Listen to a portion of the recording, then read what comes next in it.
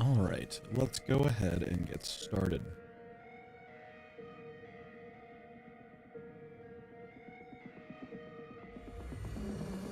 Yes.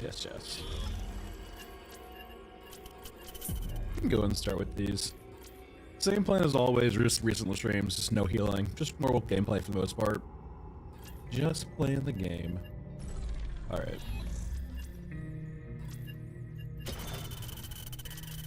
There might be a few hiccups here and there. Also, let me go ahead and turn off the...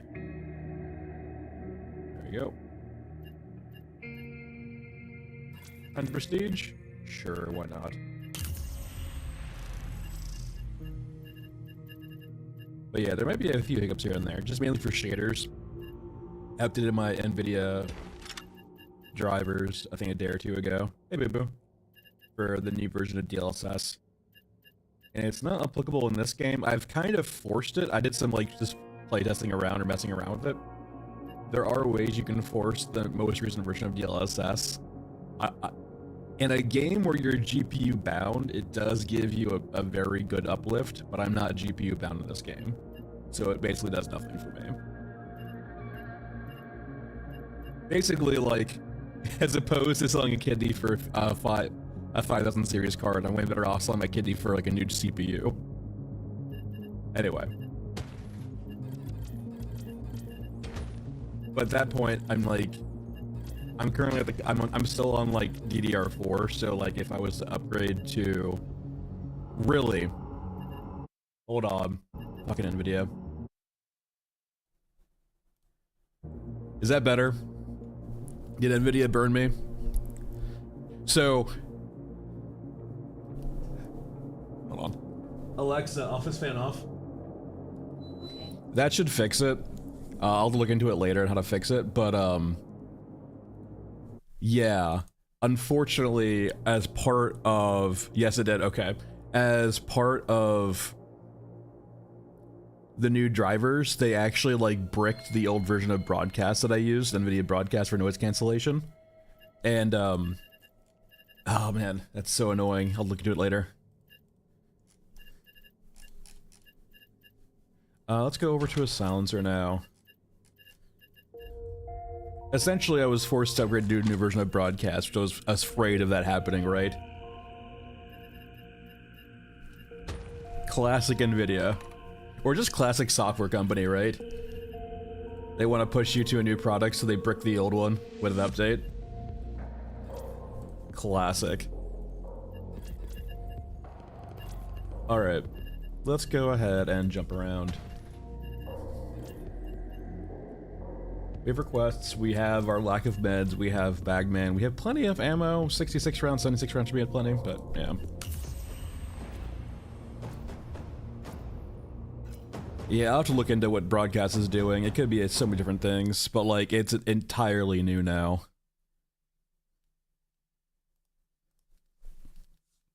And there, yeah, like the new version of the drivers for NVIDIA cards require you to use that version of Broadcast, which is really annoying. Alright, let's go ahead and start murdering. Oh, I'm so slow. Oh, forgot.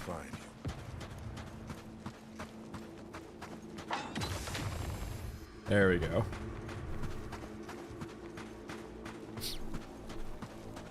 Let's find us some things to kill.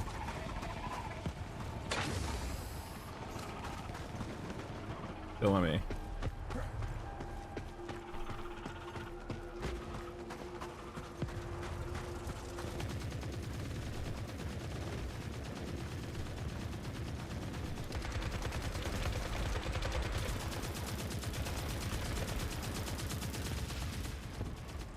That's some stutterings. Other upside of, you're not silenced, you lied to me, game.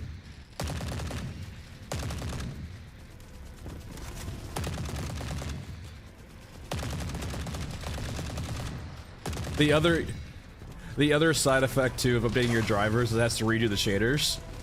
So until we play every map once, we're gonna get some hitches here and there. No big deal, though. Alright, do we have gold brick? Not over there. Hey Duffs, how's it going?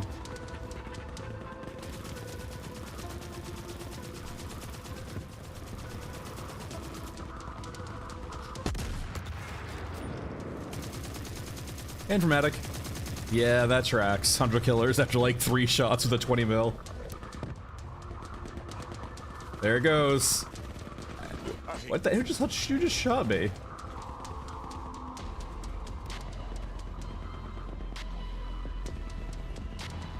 I haven't checked, but I don't know. I haven't really tried. We can go check that after this. I should have the ability. Alright, it disappeared.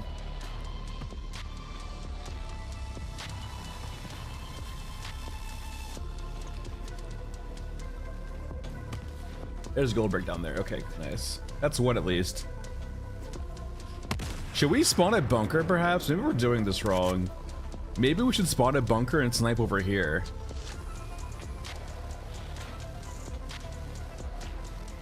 Oh, it's gonna sound different, Informatic. So the biggest thing is, I just woke up not too long ago. So it will get less nasally as it goes on, as my voice clears out. Second thing is, I have broadcast and video basically sound cleaning off right now. As part of NVIDIA's most recent driver push, they have essentially bricked the old version of broadcast, which I was using and liked, and because it was just reliable. It did one thing, it noise canceled, and that's it. And with their new driver update, they basically are forcing you to move to a different version of broadcast, which I tried out very briefly today, and then Boo Boo mentioned it sounded like ass. So I will have to go look into that later, off stream, of how to get that to sound like it was before.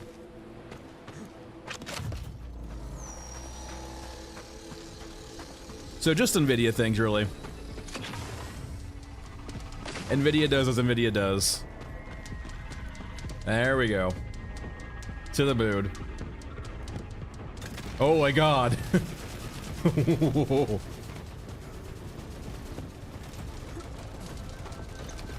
And actually, no, there is a massive flu going around my area too. Well, I've heard... I've never seen you here before. What are you doing here, big boy? You don't belong here. Wait.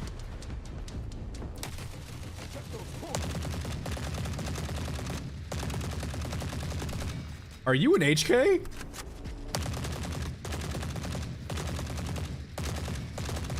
No.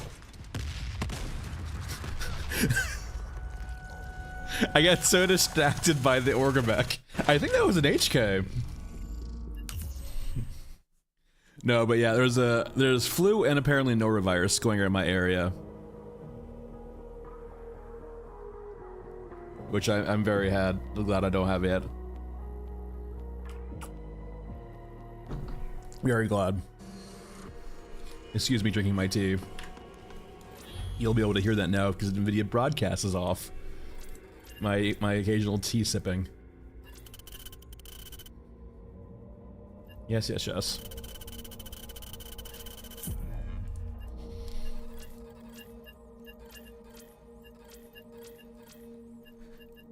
Alright, let's go and get all the maps out of the way to get the shaders loaded.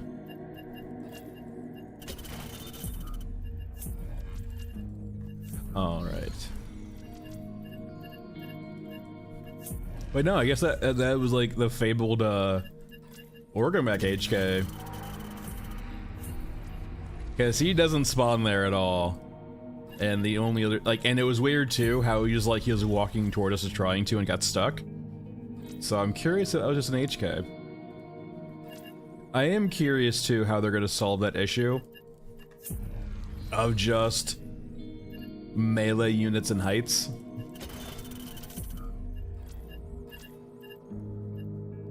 It's a pretty big issue throughout a lot of games, right? It's like, how do you make melee units that you can just stand on heights to deal with a threat? You kind of like almost have to give them range attacks, right? That or the ability to climb. Let's go use the Spectre for a bit. How much 45 do I have? Enough. And we'll bring a few drills in case we need them.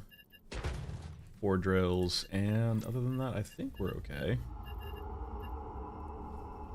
Swamp, and we'll spawn at railroads.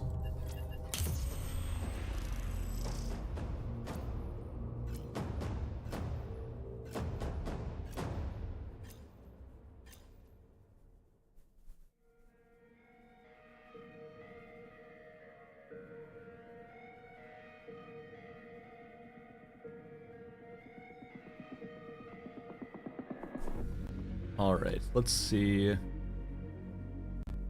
Ooh. Alright, there we go. It's gonna be a little rough as things load in. The pop-in's gonna be a little bad for a second here while we get the shaders loaded up, but it'll be fine after that. That could be interesting too. I think, like, so the big thing is, like, I can see them giving most infantry or most, like, special units a ranged weapon or something to throw. The only weird thing of that is, like, cyborgs.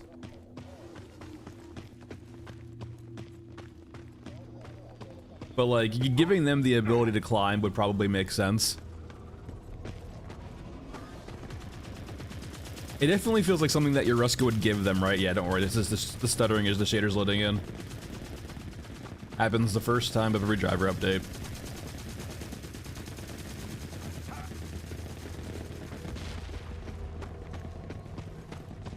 Though I imagine too, I know some games have the setting for it, like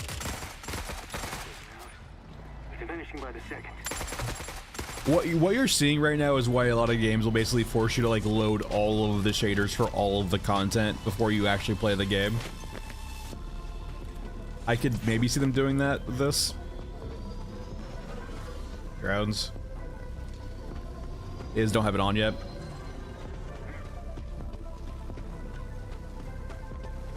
Make sure the fall hurt. Alright, there's our jammer. Hey, I live for this. Please, give me time. The special quakes, like, ways to dislodge you.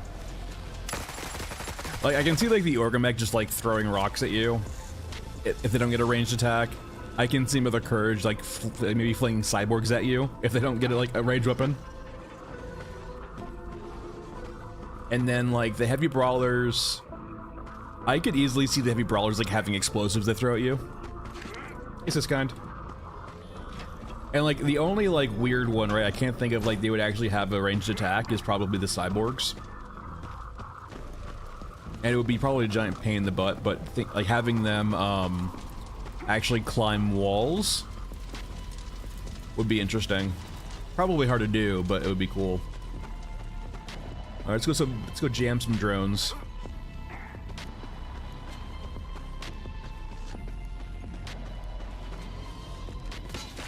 Hey, what the hell? Yeah, everything's gone inside him. If I sound different today, it's because broadcast is off. So if you're unfamiliar, NVIDIA Broadcast is a noise canceling program. It helps kind of just fix things here and there. If it sounds staticky outside of that, let me know too. There might be something I can fix also in the background, but if it just sounds a bit more like unfiltered, that's probably why.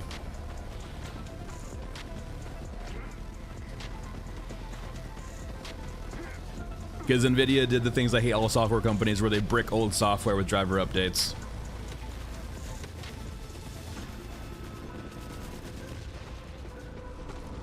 If you can handle the demo, you'll be fine with the regular game. The demo is like 2 to 3 patches old at this point. So like you're like 2 to 3 patches behind other performance updates. So if you can run the demo with some tweaking, you can probably run the regular game perfectly fine. There might be some maps that are more hit or miss, but for the most part, you can figure out some maps that will work.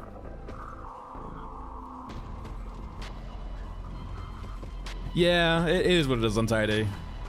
But like, performance has gotten better since like the original launch in December, and the demo patch, or the demo version rather.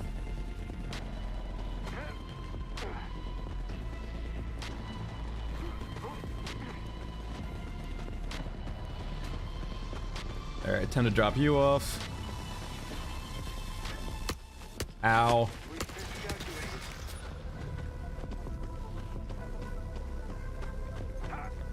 All right.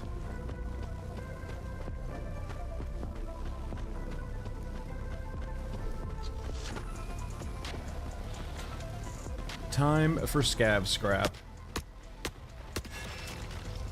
It's so crazy how you can just like sit here and farm those for infinite XP. Or infinite XP. As long as you're willing to basically sit your machine AFK here forever.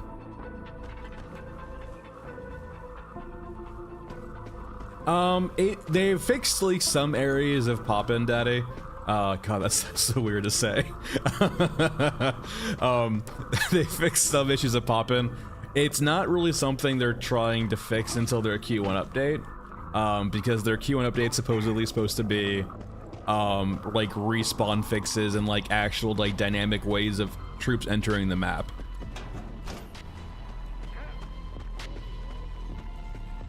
Yeah, the bunker is like one of the most egregious spots for how quickly units respawn.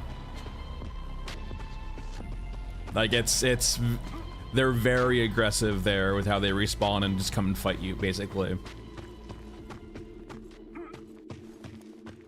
Oh no, I would love that, Untidy. I would love to find some like amphibious leeches or alligators or just like, I'm very curious if they're gonna do any like dystopian fauna. Like, are there any AIs that are trying to preserve the ecosystem? Yeah, it's just like a rough part of like the early access period, Daddy, for sure.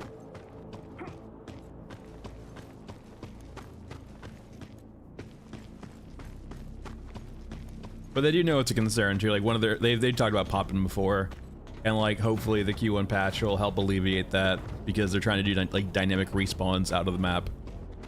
Or off the map, rather.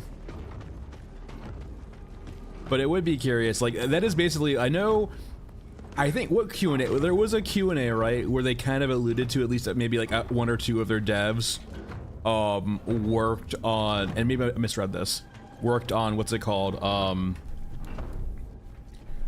Horizon Zero Dawn, or the Horizon series. But it would be like, I mean, unfortunately, it would feel so derivative because of that, but it would be really cool to see, like, an AI that was almost designed to create flora or fauna, as opposed to just war. Like crop-growing AIs, I guess. Like, if there was an AI to, like, for example, that could be a thing in Europa, right? It could be why they were, like, reverted to, maybe, okay, that's a cool, okay, let's dive into this, actually. So, I have a cow video on my YouTube channel, right, where I talk about, like, why the fuck would you ever have cows as a calorie source? But maybe, for example, Europa actually had AIs that were in charge of agriculture, or flora, if you will, and maybe even fauna. And perhaps when the war broke out, they got corrupted from just the, you know, the nukes and the radiation, you know, bouncing bites out here and there. And say for example, it like almost mutated the flora or fauna to do like basically be almost unusable or like actually vicious. And that could explain almost some extent to why, like, you know, Europans use like, you know, human meat and cow as their food source, because the agriculture AIs literally failed. Or rather got corrupted.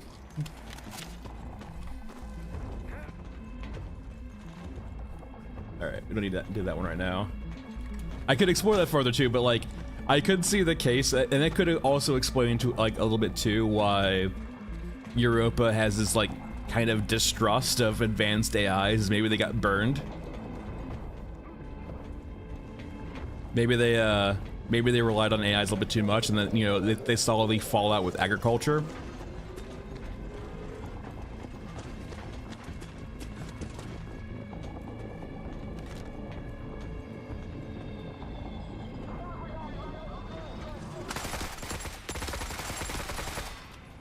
I hear a drone. Nice.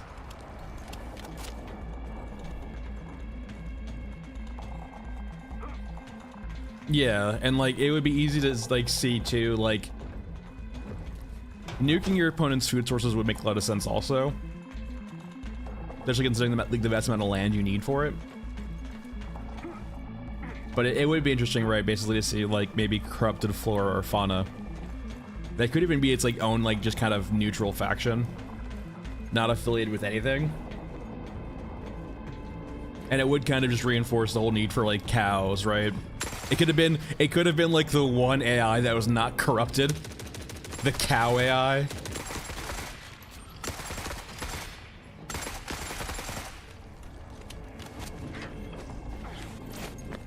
I think I wouldn't even say, for example, Daddy, just like the game itself, but just like the IP. I do think they might keep very small in scope with this game and use it as a stepping stone for the future. I need to be careful here. I'm taking a lot of damage.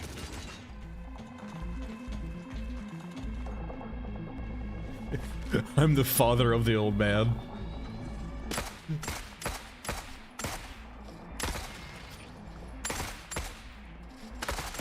All right.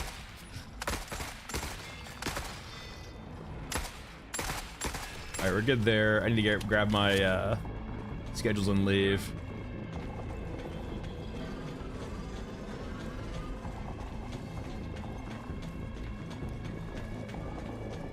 I wouldn't say it's like hate though, too, like Untidy. I know you're probably just being like, you know, funny, but like, it's just the AI's getting corrupted, right? Like, there's a Veritasium video where he talked about like election machines flipping votes. And it wasn't like malicious, right? It wasn't like someone was trying to rig the election because the vote was relatively meaningless. But what happened, right, was there was a byte flip. Essentially, you know, cosmic rays, well, the prevailing theory, right, because there's nothing else can explain it. A cosmic ray basically, you know, hit the computer, knocked a byte from either off into on, basically changing a 0 into a 1, and that changed the actual calculation for the vote. And that happens all the time, right? There's like there's error correcting memory, right? To compensate for like just random things flipping bits. And when you have a lot of radiation going out, like with nukes, for example, right? You could have the cases where even if the AIs are shielded, or like, let's say, for example, well, not even shielded per se, but like they're hardened against nuclear attacks through damage and continual nukes. You could see cases where like AIs would get corrupted from byte flips over and over again. Or just from time too, right? Left to their own designs. Like if the prevailing theory too, right, is like if AIs are allowed to modify themselves to like help their programming, it could just be the say it's like the sense where they just, you know, through their own corrupted logic, they just found a way to like redesign themselves to be wrong. I think it's supposed to be like that, Merke. Like it's not supposed to be too long after the war, but at the same time, do we actually like have a calendar or a clock somewhere? That's what HKs are thinking. Taking fire! I only got 2 out of 3. Oh well, I'm not staying. But no, like I think I don't think it's hardened. Hey, Atrub. I'm not sure if it's hardened or not, like, or like actually like said just plain out. It's definitively 40 years. I think it's. I definitely think they said it somewhere, right? But I'm not sure like how definitive that is, right? Are they gonna stick to that?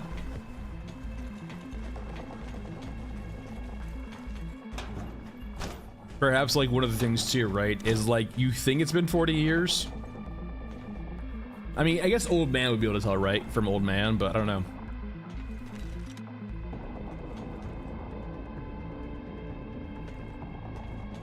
Bob.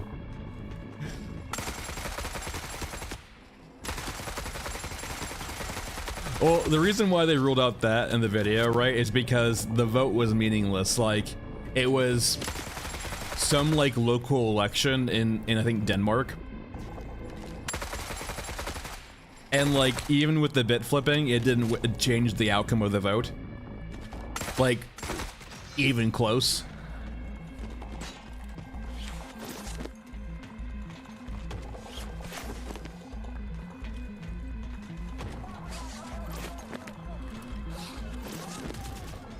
All right, where are you? Hello.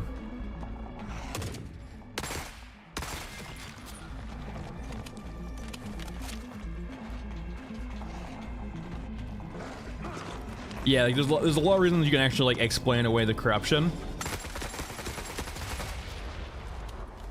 But it would be very, interesting to see corrupted flora and fauna.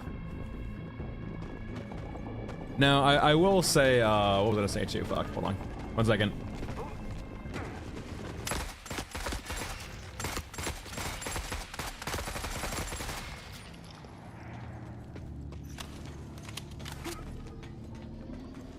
Oh man, that's wild. So like in regards to the tanks, so with things like the tanks, there's a few units in the game where I'm pretty hesitant to do like videos on them, mainly because I'm not sure how placeholder they are and they feel kind of jank. So for example, the tanks are a pretty good example of that. So we have the T90 for Yoruska and we have the Merkava for Europa, and both of them seem to be mainly asset store packs that have had a different layer of code put upon them.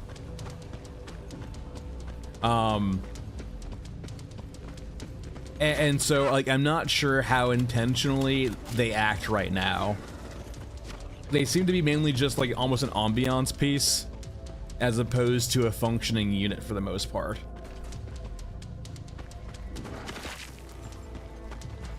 Not saying that ever won't, but like I would like to see like the Q1 update to see if the tanks change at all before I go too crazy into it.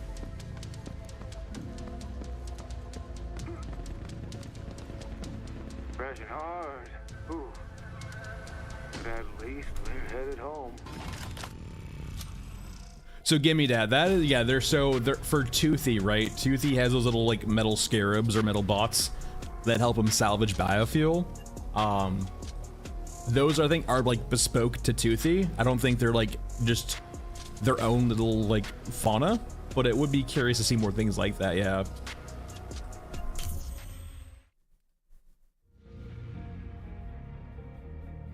Potentially, man, that's wild too. I would like to see, like, that's my critique too of a lot of the weapons in the game currently, is I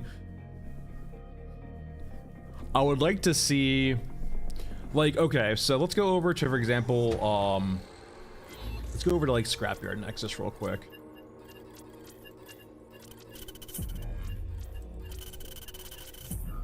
This will give me a good example. Let's play Old Man.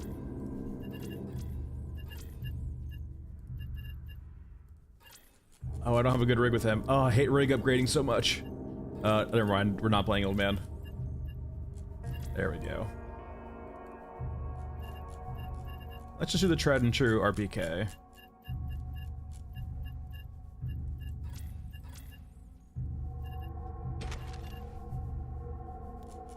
And 762. That should be plenty for what we're doing. I feel like I would probably want a little bit more though, but this is fine. Region, Scrapyard, we're good. So, the main thing I kind of want to highlight here, right, is one of the prevailing things in the game currently is that you can kind of see it in the buildings and the construction, is that the 3D bots, like the 3D printing bots that create the world, basically, or rebuild the world as that war goes on, they've definitely been like corrupted by time, right? Like you have, were they really designed to make these, for example, and so on and so forth? And so it kind of like gives that feeling that the AIs that kind of rebuild the environments are corrupted. And tying that into weapons currently, none of the weapons currently feel that way. I want to see the weapons redone a bit to see more corruption in their production. If the AIs are supposed to fabricate all of the weapons and so on and so forth, I want to see like that type of corruption to the guns themselves. Kind of like that. And like that's basically how you like lore explain why you have like very artistic guns, or not even artistic, but just very weird guns. that might not be optimal, but they function because of corruption. Or not because of corruption, but they function because, like... Or rather, they're made because of it, right?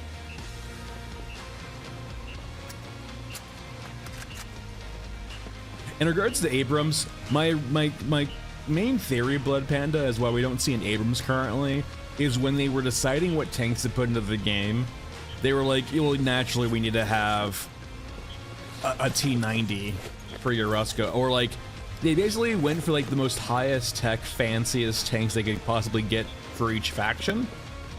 And like, in regards to MBTs currently, the Merkava is like one of the more high-techier looking tanks, like sci-fi looking tanks. The Abrams X will probably be that way too, whenever it comes out, if ever. But like the Merkava was like one of the few battle tanks currently that look kind of like sci-fi with all of their angles and stuff. That, and like outside of tank nerds, most people aren't familiar with Merkavas. So like, despite it being an asset store buy, it gives you the feeling of like, oh hey, like this is a cool, interesting tank.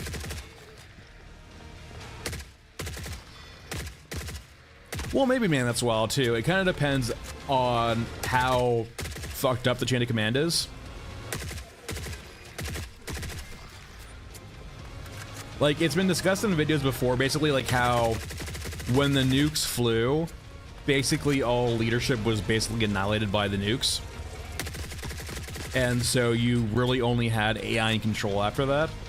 And there's definitely probably still officers around on the lower tiers of command. But in regards to like procurement and logistics, it's probably mostly AI.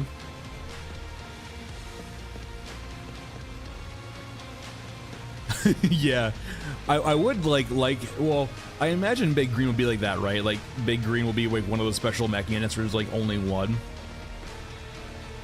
At least in this area. Alright, we're good.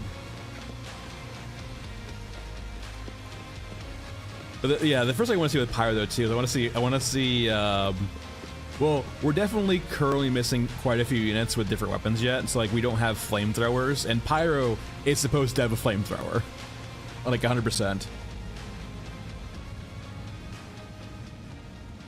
Yeah, and that's basically it, right? Like in the sense of like, you have an AI in charge of your area, and that's really about it. You're pretty well like, the prevailing theory, or like what's been said so far, is like you're kind of in your own little local area, and like you're just a small segment of the greater war, and they're all very like almost detached from each other.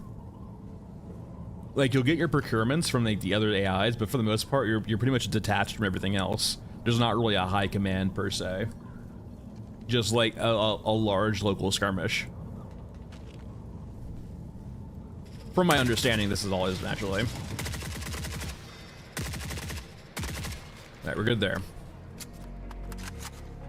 Alright, civvies, let's talk.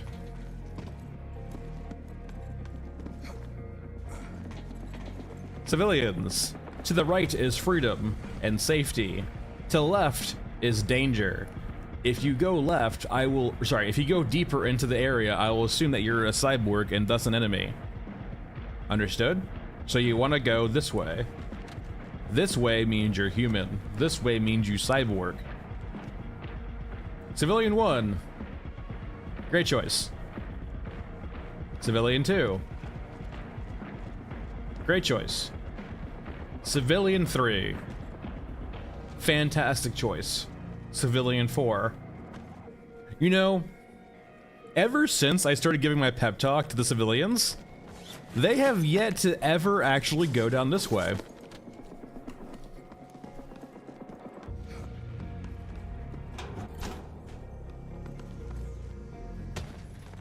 You never know what you will find. No, Blood Panda, I've definitely had to murder a few civilians before I get my pet talk before. I have definitely had to murder some, dispatch some cyborgs before in this patch.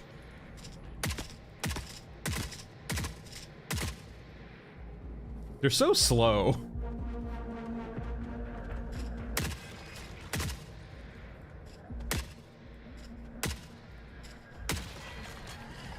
Yeah. Maybe I should include that in my feedback about weapons too. I kind of actually overlooked it. Like, they didn't mention stagger, but I should probably mention stagger in my post about weapons. Because stagger is kind of absurd. Hey, Ben. But yeah, Untidy, like, forced coercion through, like, yeah, if you want food, if you want supplies, if you want X, Y, or Z, go do this objective.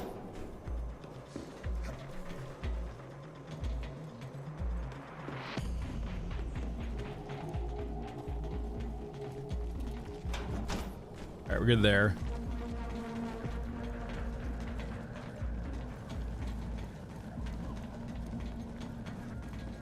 I mean, it's not even specific to brawlers though, right? It's just like specific to most units. And it kind of goes into my whole thing about too, in regards to like water. We're gonna get into the water thing right now, but basically like the whole point, right, is like how do you balance the gameplay around different types of players or different experiences? And I feel like right now, there's been a lot of balancing because of how strong staggering is. Like, for those unfamiliar, essentially every patch since release, they have been jacking up the damage on units. And I wouldn't say like by a massive amount, but like if you played go play the demo and go play this game and just try taking fire and healing through it. In the previous versions of the game, they've essentially or in the previous versions of the game, you can essentially like eat damage and just heal through it. This one you really can't now. Like almost any squad will be able to kill you through a healing enemy or a healing effect. So they've been jacking up damage continually. But the other thing too, right, is they've had a balance around how strong stagger is. So like when you stagger an enemy, you take no damage, right? And so right now the recovery windows for stagger are very, very quick. Hold on, let's...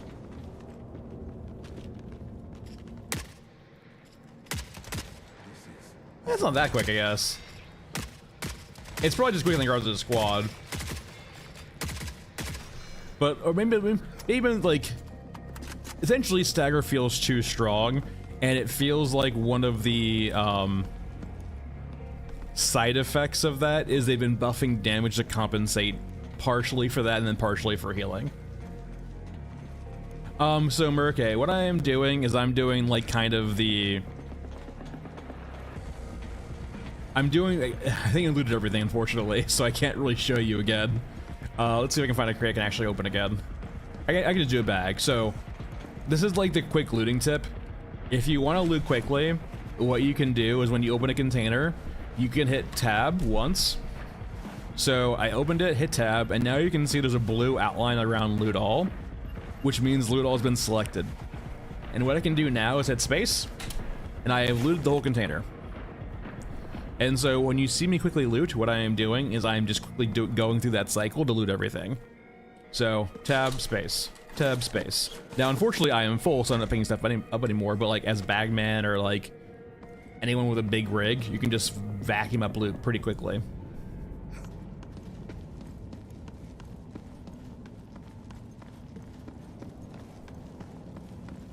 And right now, like, there definitely is, like, some loot's better than others, but I wouldn't say to such a disparity where I feel like I need to be very picky about the loot I'm getting up. And now, home again.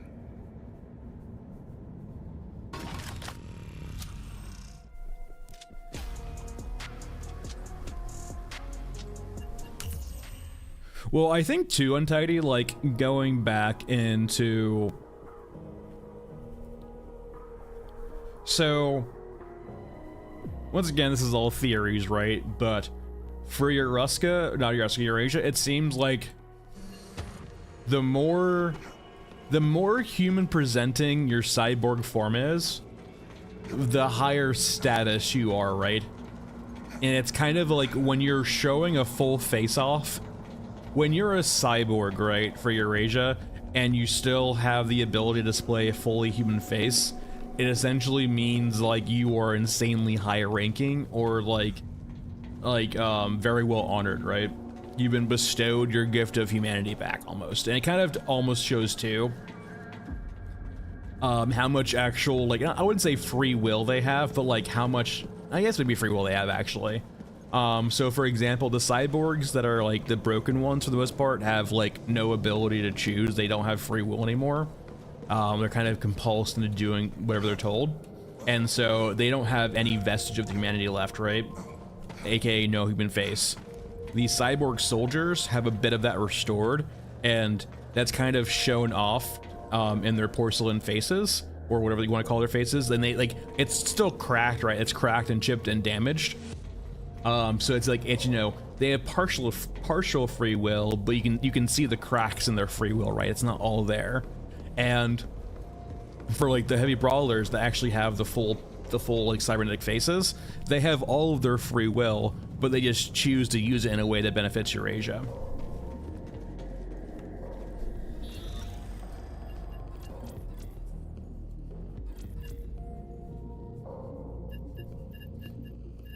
Speaking of Pyro,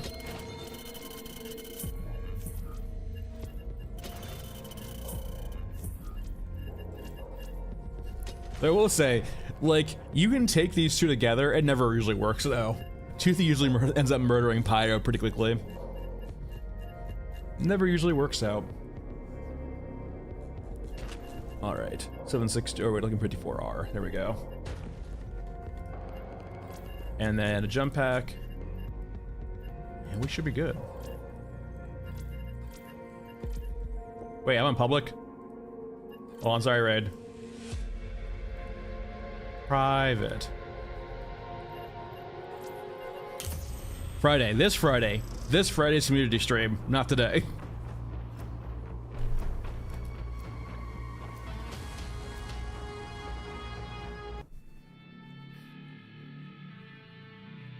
Or Rain, I apologize, Rain, if you're watching, but Friday's community stream. This Friday.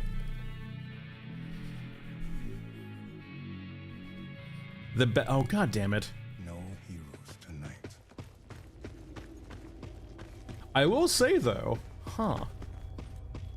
I do actually have DLSS on. So this means that DLSS 4 has actually fixed the weird issue with Everwinter, which is nice. Best job in this environment. I don't think there's a best job. I mean, like, I guess a scavenger, but like even that sucks. You wouldn't want to be a soldier. I don't think there's factory jobs at all. Yeah, you just want to be a scavenger, I guess. I don't know. Because, like, at least as a scavenger, you can avoid fights and try to collect supplies, but as, like, a non-scavenger, you kind of, like, have to fight. There are too many signals nearby. We should not open fire. Toothy should still be here, shouldn't he? Oh, I didn't hit the spawn trigger yet. Hold on. I know why. I didn't hit the spawn trigger.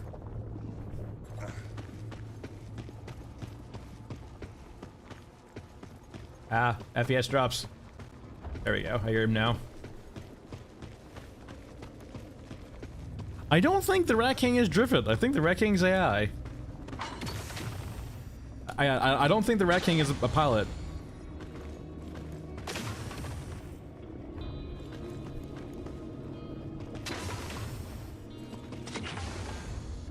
Let me up. There we go. All right. Beautiful inaccuracy. I know, like, the SVD MOA isn't that great, but still. Shit ton of action down there. We should avoid it.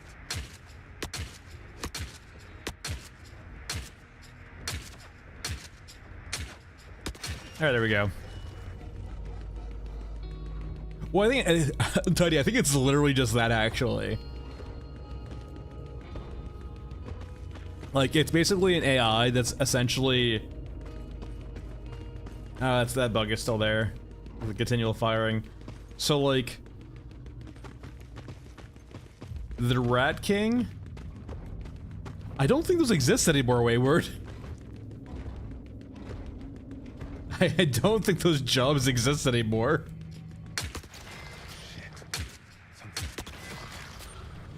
But no, like Rat King being AI essentially. So like the Rat King is an AI that basically was like a rogue AI that for whatever reason ends up liking the scavengers. Maybe it's like a relationship they have, like, you know, we repaired him or maybe we gave him stuff or something like that. But for whatever reason, like, because the medium mechs for Europa most likely do have AIs, just like Gunhead. They're just very primitive in comparison to like a Eurasian AI. But over time, maybe they grow and learn. I mean, we get jobs from like, I guess, officers. I guess you are right in the sense that there's like diplomats, but even those guys are like armored, right? Like the one for Eurasia is still a cyborg. The one for Europa is still that like soldier, right? And the one for Euruska is like, yeah, like they're all, despite the fact that they're officials, right? They still have military uniforms on for the most part, or military functions on. So it seems like they might be like they feel like higher ranked military members. So like, sure, I feel like they would still fight though for the most part, but they might be more backleaning. But keep in mind too, right? We're out here killing commanders left and right.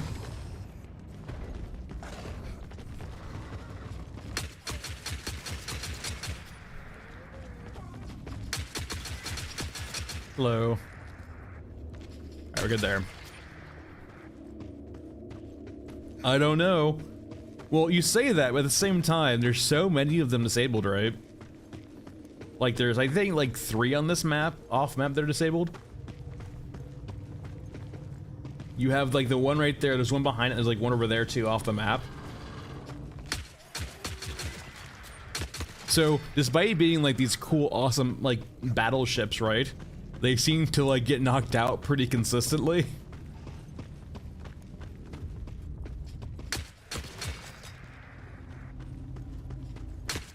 I can imagine that too, right? Spikes. Hey, Toothy. No moms yet.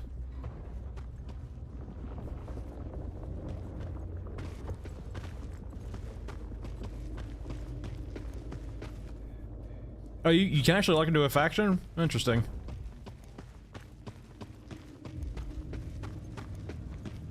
I still actually kind of think from my video too, I think they're just clones. At this point. Oh, fuck you. Yeah, I just think they're clones. I think, I honestly think that's like the only way you can actually explain the 3 revolvers. You could have it just be a status of their station as an ornament, but I genuinely feel like they're almost guaranteed to just be like clones.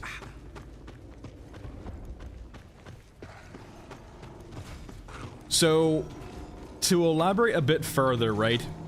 Think of the whole life cycle of Lordos, and you can almost kind of feel like during the entire process, data was being collected from his life. And so, there's this, like, yeah, more like digital actually, gimme. So, they've essentially, like, almost, I would honestly say that for the most part, Lordos and his team all probably died in the encounter with the grabber or whatever it was down in the like underground area, right? The bioweapon. I feel like they all died down there. But for the 3 that came back, they had enough data points over their lives, or maybe they were only going for 3. They had enough data points over their life to actually basically reconstruct them digitally in their sarcophagus. So as opposed to being like, for example, like an actual, like he says he doesn't have blood anymore, he doesn't breathe anymore, he doesn't have the heart. So it just feels like, for example, he is just a digital reconstruction of who he was from all of the data that's been collected from him from his entire life. So as opposed to like actually being, and considering too, apparently a lot of their inspirations are Ghost in the Shell, like that, I don't watch anime so I'm not familiar with Ghost in the Shell, but like just from the name Ghost in the Shell, it gives me like the idea too that like, what is more Ghost in the Shell than just a digital reconstruction of someone over all of their data points over their lifetime? In an environment like Euraska or Eurasia, where they're like growing these people as crops, that could be their whole point too, right? In the sense of they're just digitally reconstructing those people into shells.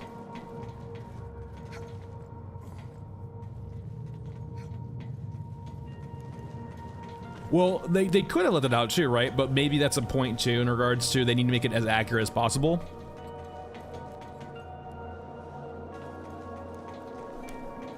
Well, it could explain East Europe, right? Why we always see them alone. So they might have 3 different identities for these Orgamechs. They might have more too. It might be different reconstructions, but for the most part. But like, right now, the Orgamechs that we see are all the ones that have these 3 revolvers on them, right there.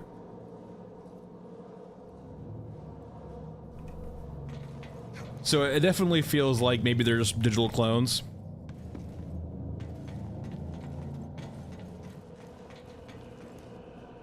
Yeah, and keep in mind too, right?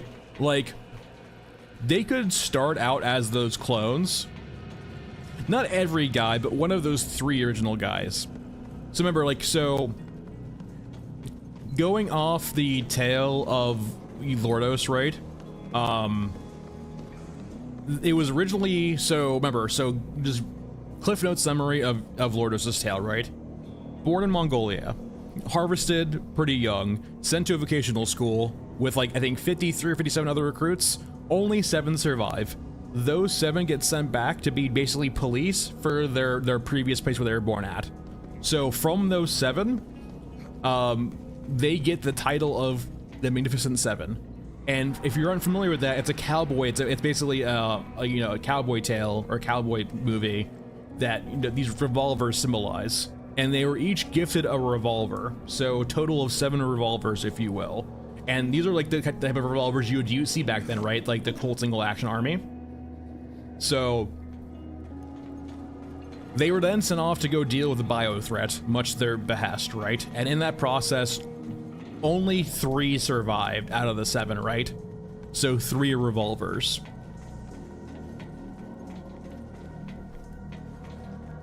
And so I feel like that's what the 3 revolvers symbolize, is like the 3 survivors of that to start the lineage of Orgamechs, because Lordos was like the first Orgamech, right?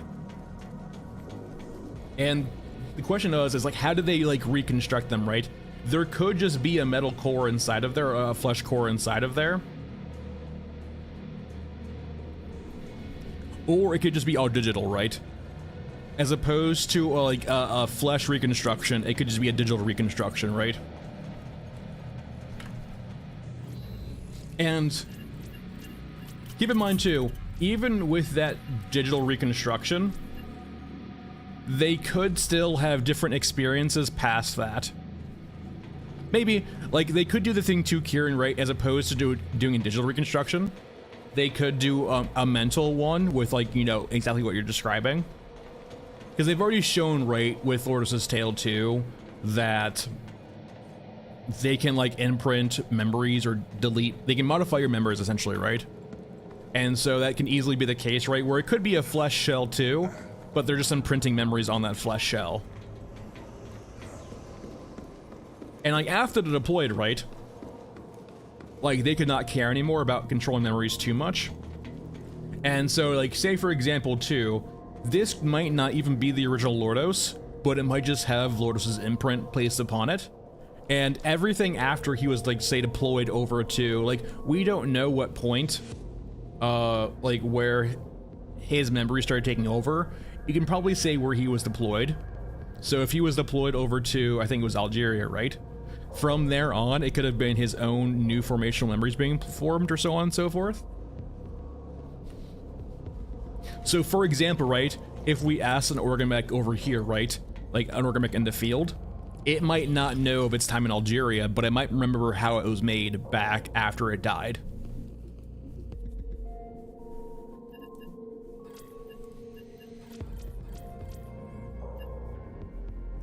Yeah, it could be that, just like basically a person grown over, right?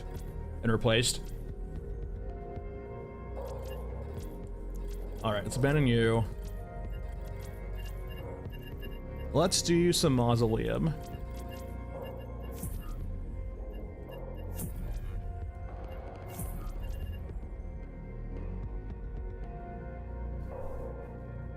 Yeah, untidy. And I think too, in regards to that, it does feel like if we treated it like if we made the cutoff point after they were made, right? Or sorry, after they died. So for example, we'll say like when Lordos dies. Well, that's also an Orga? I think so, yeah. I'm pretty sure it's an Orga. I think he's actually like the actual base model for this. If we basically say when they die to the grabber in the bio area, right? That's when anything after that's a new memory that's not from the base shell. So like everything in Algeria and onwards happened to this particular Orgamech. Where was I going with this? We'll say, I remember it or not. But like, yeah, it's like, so the way I'm placing it right now is like the base shell is basically everything that happened up until the point where he died.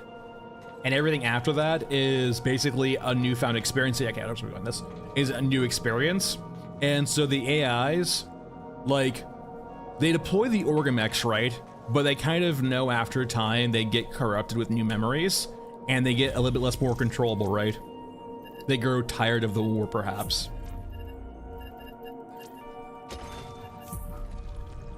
So like after like 3, 4, 5 years deployment, they just don't care about these guys anymore because they've been corrupted too much by new experiences.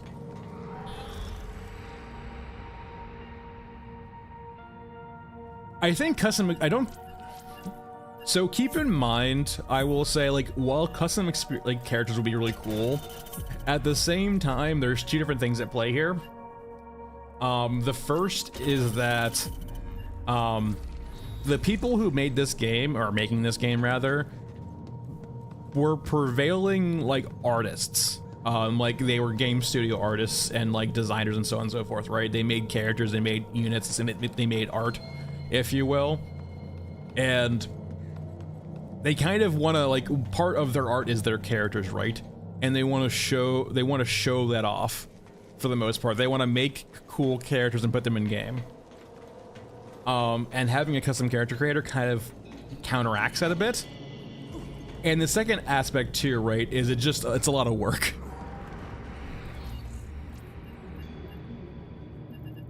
All right, Alpha Mausoleum. I do need to, I'll find cigarettes in raid.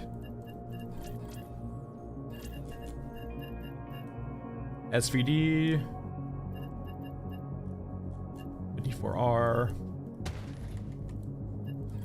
We'll find cigarettes in raid.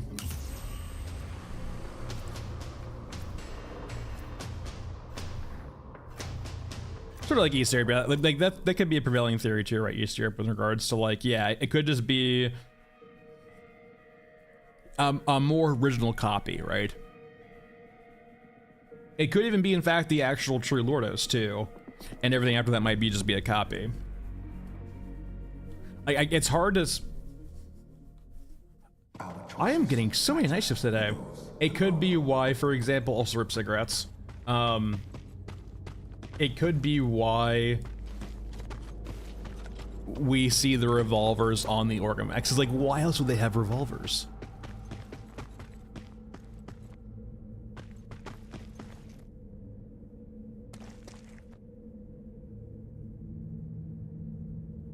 I would assume he bugged Ben, unless they changed it in the patch.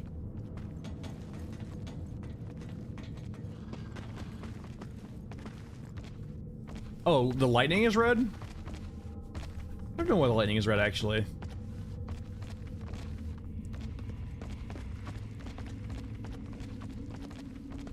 Thanks, Bob. I have done high nav comp.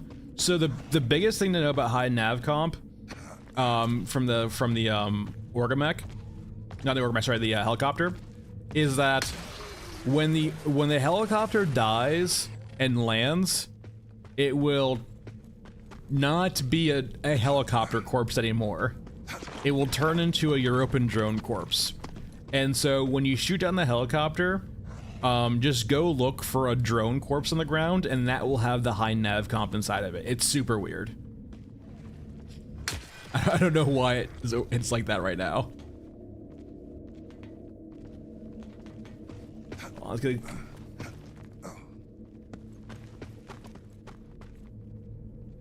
So, one reason why the lightning could be red is if these clouds were not actually clouds, but much more like... So say, for example, if these clouds were just like a swarm of nanites in the air, generating electricity, perhaps? I mean, to be fair, I don't know why ever like lightning would be red as opposed to just lightning colored. Like, there's definitely probably some rule of cool going on. Maybe dust too. Yeah, maybe there's like something out. Need to go ask a computer. Why is it red? You can Google it. Okay, interesting. Is the reason why it's red is like atmospheric conditions? Is it dust in the air? Because that would make sense. That would be very fitting.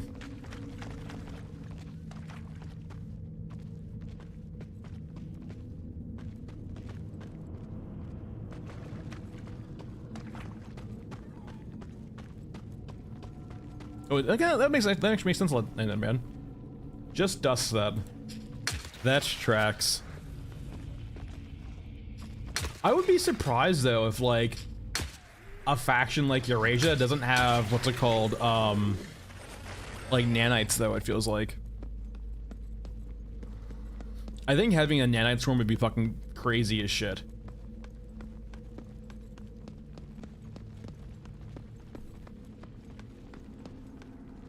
Wait, no, Duffs. We did not establish that in previous streams. Bad Duffs. Though, oh my god, if they ever actually canonize why the tanks fly, they won't. Like, alcohol is one thing, but canonizing why the tanks fly is something entirely different.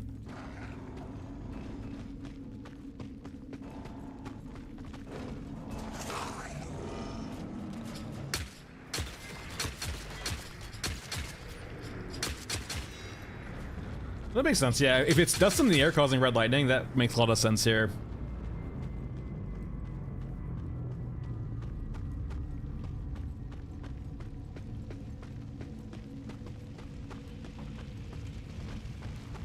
Oh yeah, it's been a while since I remember that.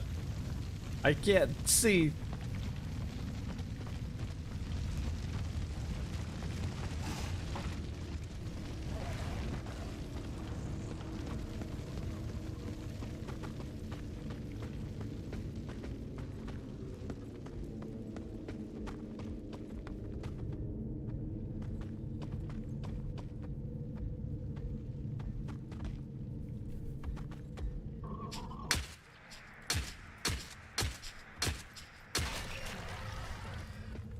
I also feel like with brawlers too, right? Maybe just like some units should be immune to stagger. Because like the brawlers do feel like shock troopers. And it feels kind of silly like that they would get staggered.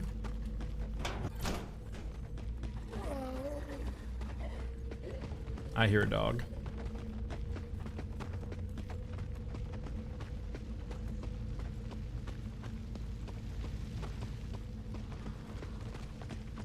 I wonder if the cyborgs are actually strong enough to like rip the latches off tanks.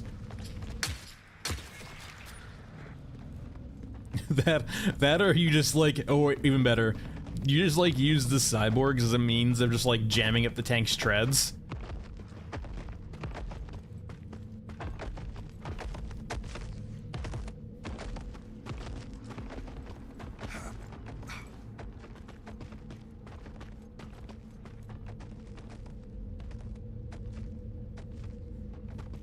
So for them, like, so John, it feels like the main way they currently do stagger is either cryo ammo or headshot, or sorry, a damage threshold. So like if you do enough damage in a short enough period, it will stagger the enemy. Now, with how headshots currently work, it basically means that if you hit someone in the head with like any weapon, they will get staggered because the amount of damage they take from the headshot is enough to stagger them. But like, for example, like a 36M to the chest would stagger them regardless of headshot or not. And it actually happens to you too, right? If you get shot quickly enough, or with enough damage against, for example, shotguns will do it a lot from the Grin, you will end up getting staggered yourself too, right? So it seems like a damage threshold. And like, I'm not really opposed to like having stagger in the game. It just feels like it's too much of an important part of the game right now. And it detracts from how scary some units should be. Yeah, I would love to see, like, on my list of wants, much more in-depth melee is one of them, but also, like, at the same time, one of my first critiques, like, seeing a video of this game, was like, this game looks awesome, but those animations look fucking rough.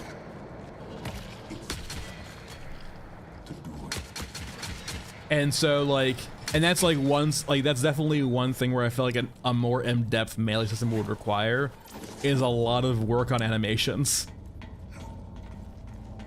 And I'm not sure if they have the bandwidth for it. Patience is a virtue.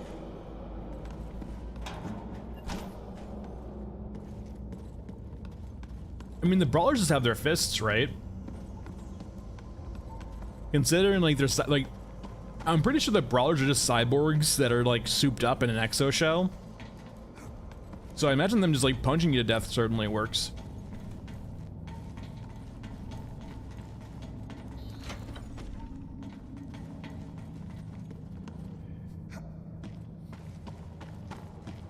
But I can see, like, if they wanted to, I can see, like, Europa having, like, bayonets and shovels. Oh no. Yeah, not today. Eurasia uses its claws. I can see like more interesting things with like Yoruska.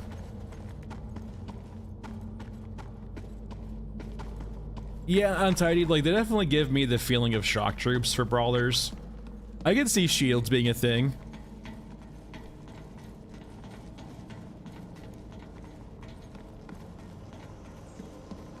Probably just time to leave, unfortunately. Yeah, claws, hammers, shields, just things that help them help them breach like trench lines.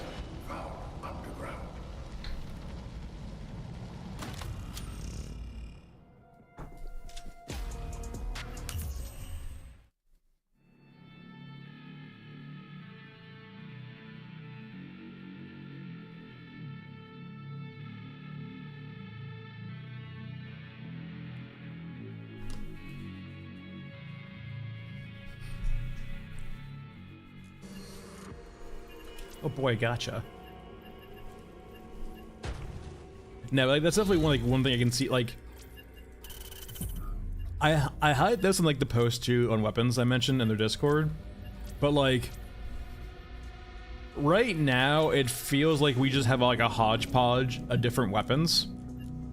I personally, like in a game like this where I do want progression, but I think it's much more important to like establish an identity with your factions first.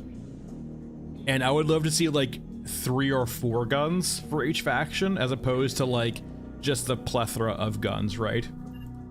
I want 3 or 4 guns per faction that have a lot of identity behind them and like bespokenness behind them, as opposed to like a bunch of generic guns. And I kind of feel the same way with melee, right? Like, if a big issue for you is animation work, right? I would say definitely having fewer and more interesting is better than like a lot that are all kind of half done.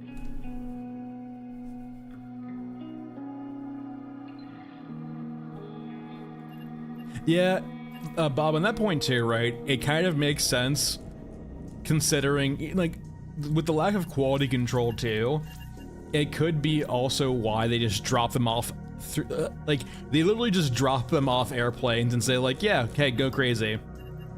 And like, that's the point too, right? Hey, Stems. It seems like they just get from the factory floor, wherever that factory floor is, they get loaded into a bomber, sent across the planet, and just dropped on the field. If they survive, great. If they don't, whatever. And that's why, for example, you see Mother Courages being deployed across battlefields, because their whole job is to basically collect the giant trash heaps of cyborgs they get and rebuild them into actual, like, cyborgs that can be useful. And so, like, remember, we have 2 different types of eyes. We have the blue eyes and the red eyes. And I feel like the blue eyes are the cyborgs that are still, like, actually human. Like, they haven't broken yet. And then the red ones are all the ones that are broken and, like, rebuilt.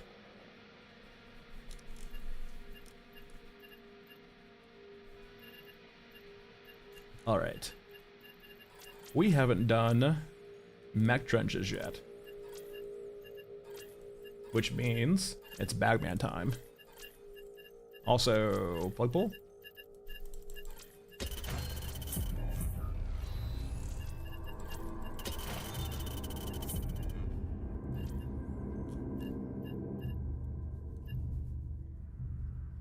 Eh.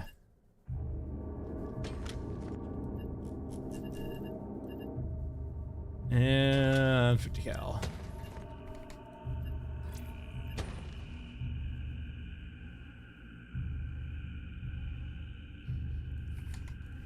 Canadian Eurasian cyborgs? Oh no.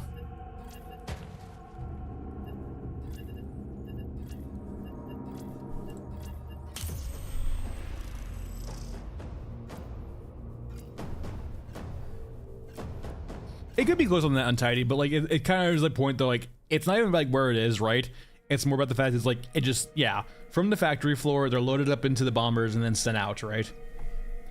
It's not like you have, as opposed from having cyborgs like shipped across over, then loaded into a bomber and then sent off to the battlefield, is like, yeah, straight from the factory floor, loaded into a bomber, wherever that might be, and then just dropped on the battlefield randomly, right? And it's not even about reinforcements too, right? It's actually about resupply too. Like, keep in mind, it's not even just about just like having more troops somewhere. It's about providing parts to resupply those troops. Because all of those parts that are being dropped on the field could be used by Mother Courages to repair certain things. And I do think that's an area to explore also. I would love to see like more monstrosities built for Mother Courages, like quadrupedal or like octopedal, like cyborgs. No.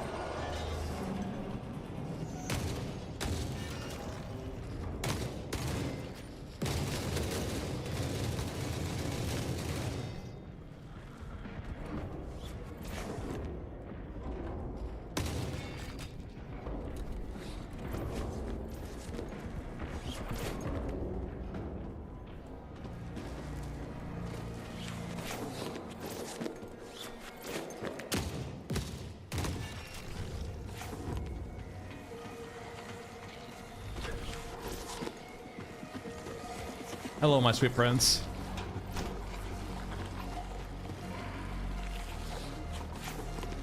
Hmm.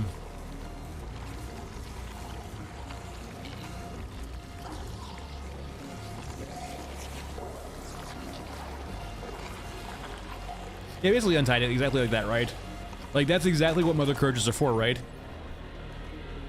Like, you only see Mother Courages deployed at night shifts, and even, like, when they're deployed on night shifts, Mother Courages mostly leave you alone. Even when you aggro them, they do quickly just go back to their work if you run away. So... like, that is, like, literally the job of Mother Courages, is that they are basically, like, logistics for Eurasia. They get resupplied by the bombers, and then they just use the parts from the bombers and other dead cyborgs to repair or rebuild things.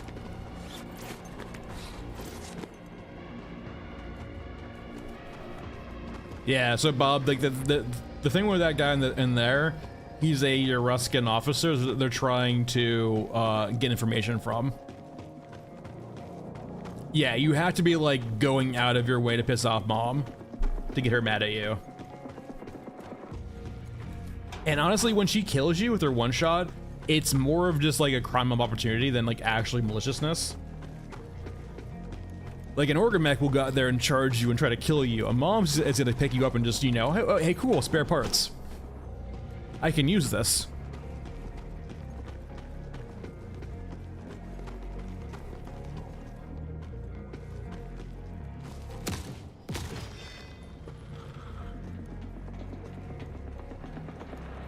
But that could be a thing about Mother Courage's too, right? Is like maybe that's kind of how like what I originally thought too of Mother Courage's when I first started playing the game. Is like, huh? What if these were just like basically like technomancers as opposed to necromancers?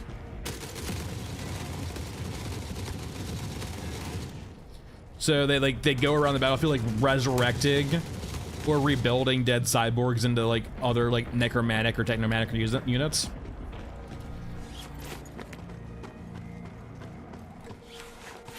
So you get cyborg zombies, despite the fact that they're already kind of zombies. You get like double zombies, is basically. All right, Flames of Disruption.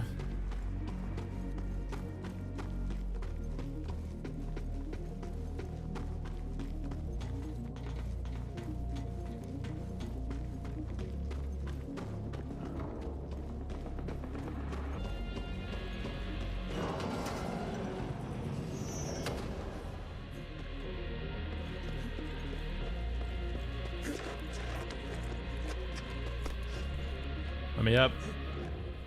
Let me up. Let me up.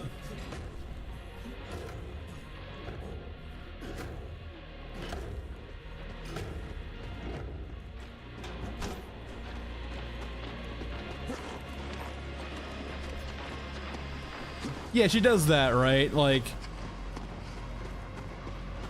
but I do want to see like that actually be like a gameplay element too. Like, even her model in game right now has dead cyborgs attached to her, right? But, like, right now it doesn't actually do gameplay elements. I hate this quest so much. I hate this room so much.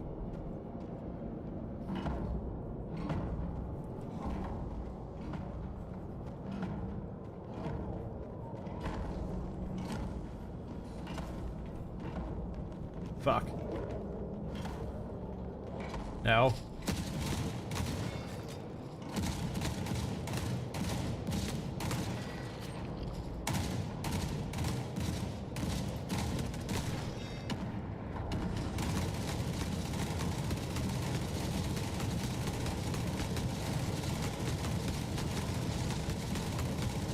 I'm not reloading.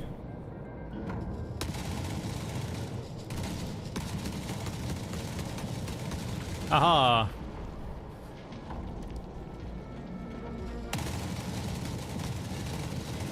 Alright, we're good. No.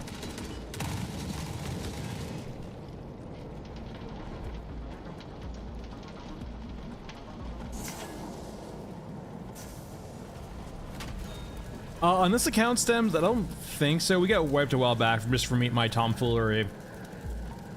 So I don't think it's fully upgraded. Like, we have all the aesthetics, but I'm not sure if we have all of, like, the water bot stuff.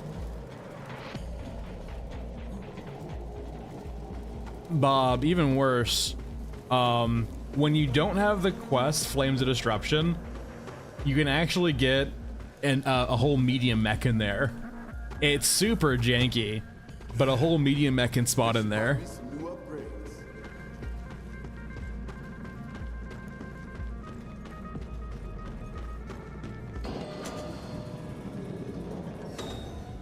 Yeah, I would love to see more horror in the game too. Like, it's definitely horror adjacent, but we're not all the way there yet either, I feel like.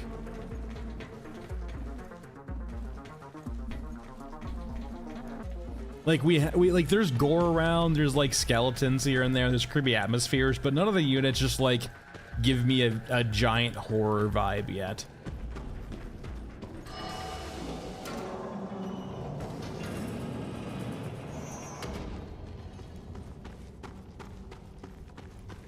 I wouldn't... See, it's weird, because I just view the grabbers as a nuisance, as opposed to being scary.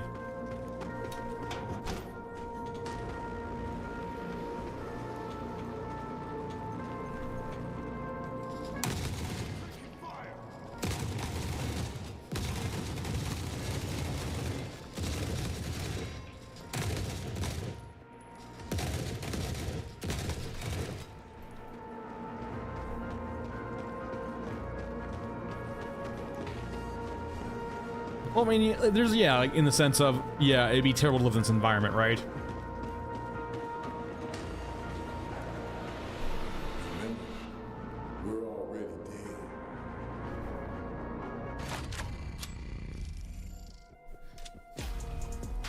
I don't know, I would have to, like, sit down to actually, like, concretely write out my feelings and why I don't feel like it misses the horror mark a bit. And naturally, right, people have different levels of horror. Like, that's just gonna be the way. Like, for example, right, I'll use this example. When I was really young, and I, like, one of my first games I played was, like, not one of the earliest games I played was original Half-Life, right? Half-Life 1. And I was pretty young, right? I didn't play a lot of games with, I didn't play any games with gore in it, right? I did play shooting games, like, for example, like the original Rainbow Six, but that didn't have any gore, right? There was nothing, like, scary about it.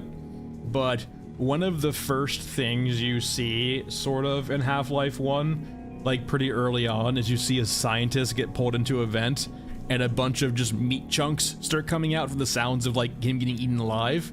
That scared the living shit out of me when I was younger, and I had to stop playing for, like, a day or two. But I came back to it and was, like, just desensitized after that, right? And I was perfectly fine after that, but, like, that very first time where I played Half-Life 1 and, like, saw someone get pulled into events and turned to meat chunks, despite the fact that it was Half-Life 1 and it was, like, 4 pixels, yeah, it was scary. But, like, for example, right, if I go back and start playing Alien Isolation, sure, it might not be as scary as the first time, but Alien Isolation is still pretty scary.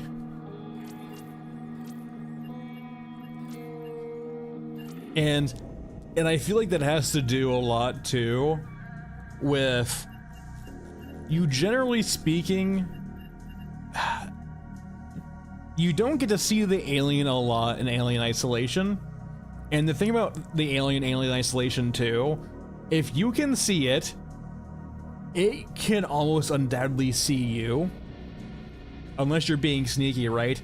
And, like, you do have to realize, like, when you're not in a sneaky spot, like, say for example, if you're on the end of a long corridor and the alien's looking at the wall in a different direction, sure, it doesn't see you right now. But if it turned around, despite you being 100 meters away, it would still see you and beeline towards you. And I feel like the current aggro system right now definitely detracts from the horror.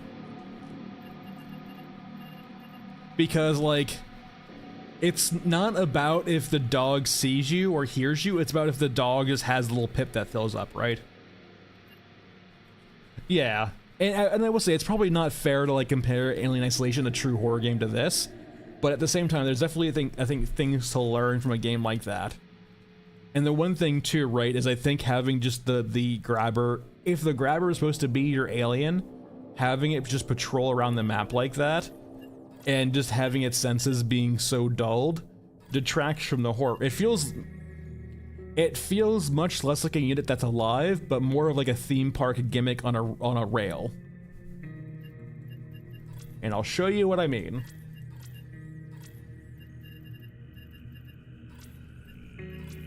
Let's go over to characters. Let's go over to, say, Scav Girl.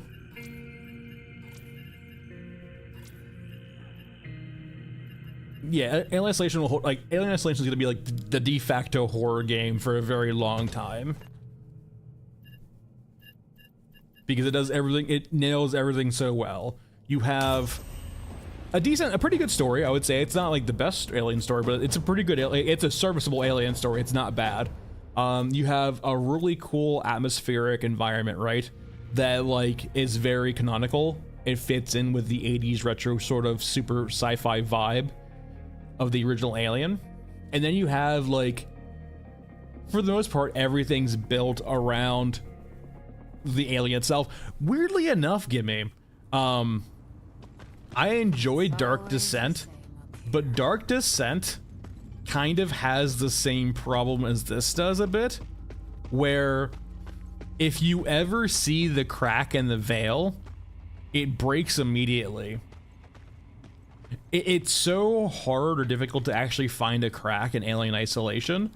I haven't done it yet, but with Amnesia, I guess it really only falls apart at the end, but Amnesia does fall apart at the end because you get to see the crack in the AI, or at least in the pathing, and it feels suddenly like a theme park, right? As opposed to this feeling like an intelligent creature, it feels like basically a gimmick that will one-shot you upon its railroad. Yeah, a lack of resources helps too, and like that's kind of the whole point when everyone's not being able to kill the dog, is that like it's not something you can fight, it's something you have to avoid.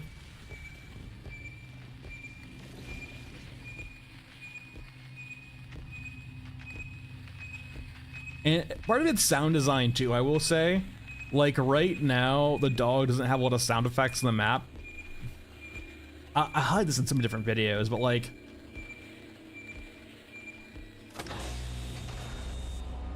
it feels like he's gonna come back now. He hurt digging at the door.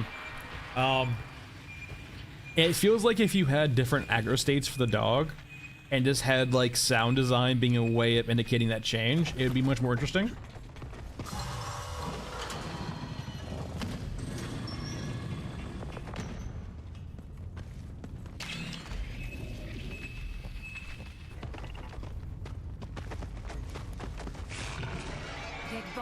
Yeah.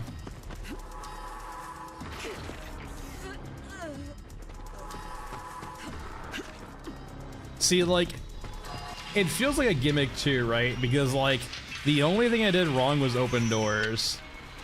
And it could be a map design thing too. I'm not a big fan of Cemetery for map design reasons. But no, I just like, it feels like the dog's just on a rail, essentially.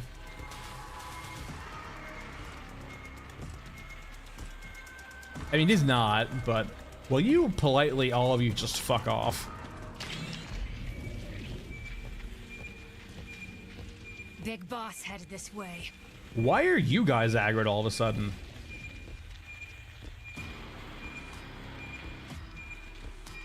What is going on right now? Is attacking him itself causing the aggro? I knew activating it causes aggro, but actually having it on causes aggro?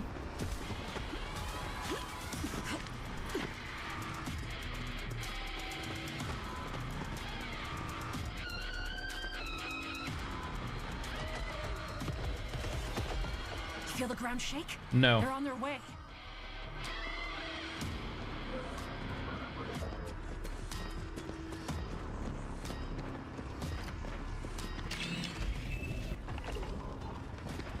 think it's the tac cam though.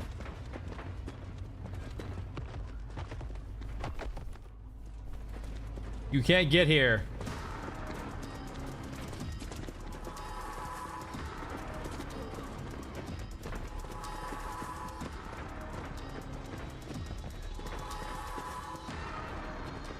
Big Boss headed this way. They kind of alluded to like having the dogs, or not having the dogs, having the maps getting bigger, or like you can kind of see it too, right? On Mausoleum. Yeah, they're hearing the tac cam. That's what it is. Wait, does the tac cam just like make noise constantly now? No, it's only an activation, right?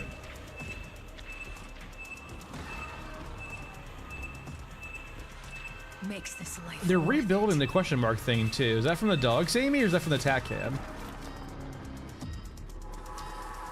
I knew there was an activation sound with the tac cam. Okay.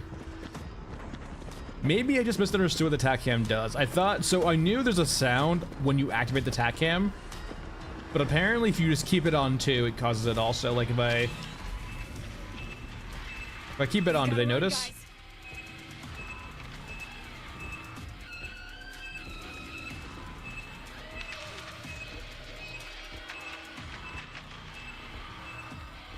I feel like it is.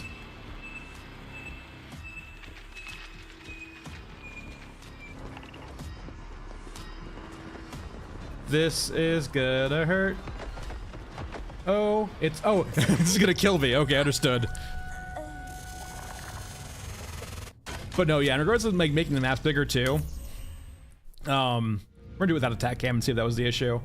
In regards to making the maps bigger, they're definitely doing passes. Like for example, in Elephant Mausoleum, you can see a few different pieces of terrain that have been added in regards to like cover and terrain.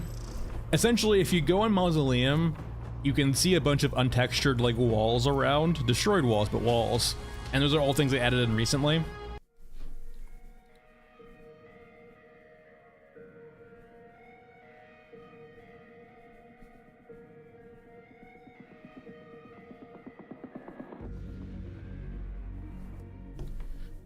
All right, take two without tac cam. Always the same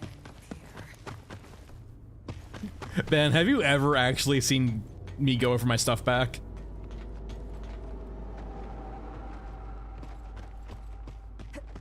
Like, I never actually bothered getting my stuff back. And that's the thing too, right? The monotony of it a bit also. Like, the dog, depending on where you spawn, the dog always behaves the same. He's always patrolling that route.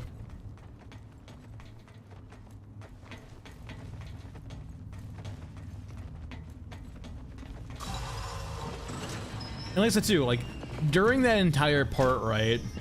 That entire last level, it never felt like dog was like scary. It just felt like he was a nuisance.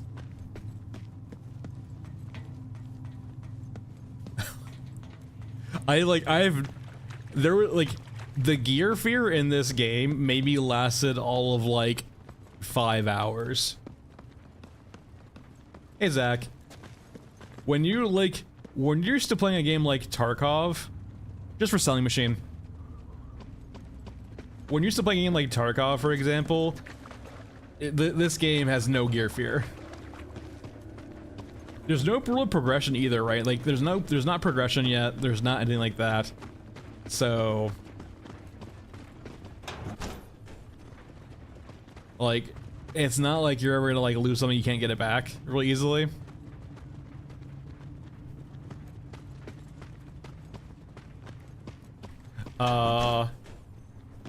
It's a faulty light.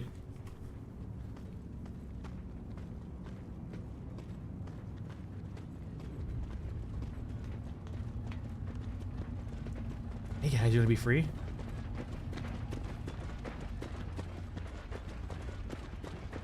Oh, the candles? I mean, candles flicker.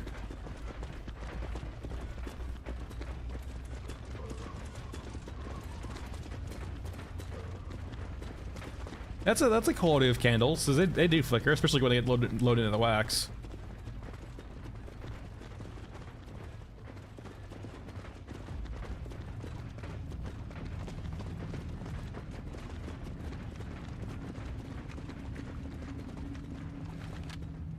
I wouldn't say they flicker that aggressively.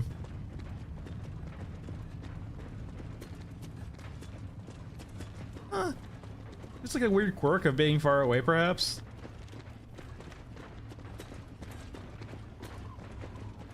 Like, I would say this is probably a bit excessive. It might have to do with like maybe DLSS, but like, that looks fine. I don't know. It can probably be toned down a bit. Like, that's the thing too, like with the muzzle flash also. Everything can be toned down a bit.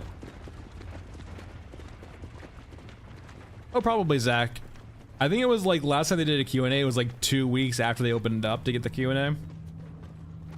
I am actually curious.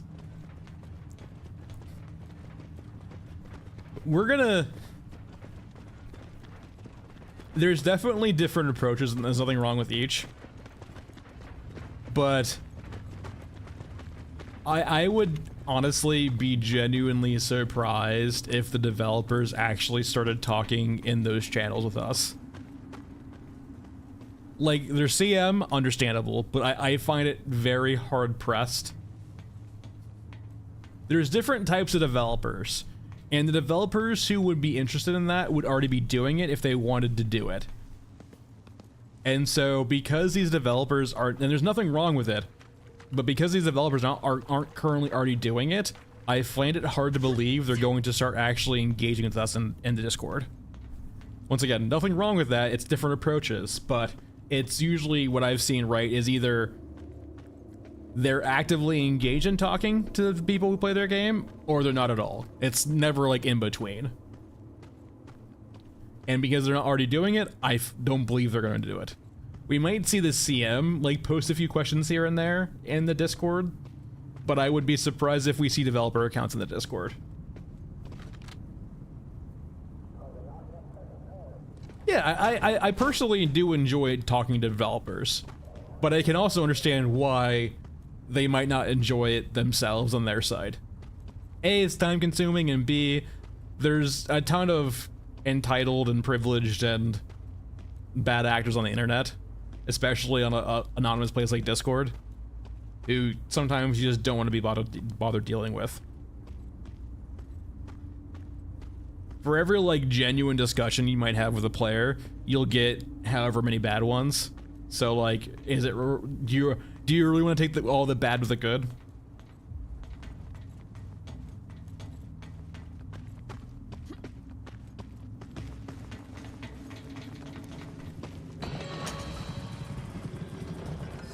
Yeah, and it's only a lose-lose, right? I've seen not even just devs but CMs get burned by taking arguments with like either salty or disingenuous people like trolls.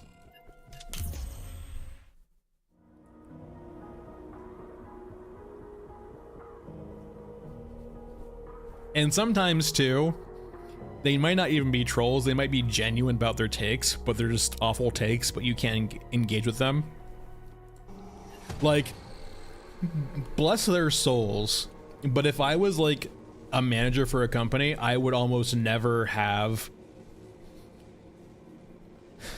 It's hard, right? Because like sometimes you genuinely do want to respond to people who are being genuine, but at the same time, is it worth the trade-off of dealing with everyone who's not?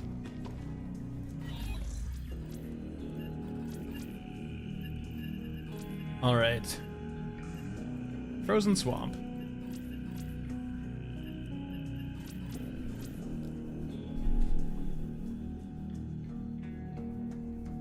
I wouldn't get all conspiracy theory about it. Like, keep in mind, a lot of the... In regards to, like, I would say most of the bad reviews fall into 3 parks. Like, the first being people just genuinely do not like the game. They, like, that's perfectly fine. You're everyone has their tastes. You're perfectly allowed to like not like something, even if like it's okay to be like the 1% of something to not like something. That's perfectly fine. Not everyone's gonna like the same thing.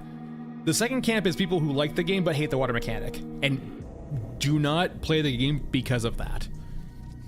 And the third camp are, you know, people, you know, bandwagoning on other reasons, right? Like, for example, the whole cryptocurrency thing or other reasons like that, right? Or just trolls in general, right?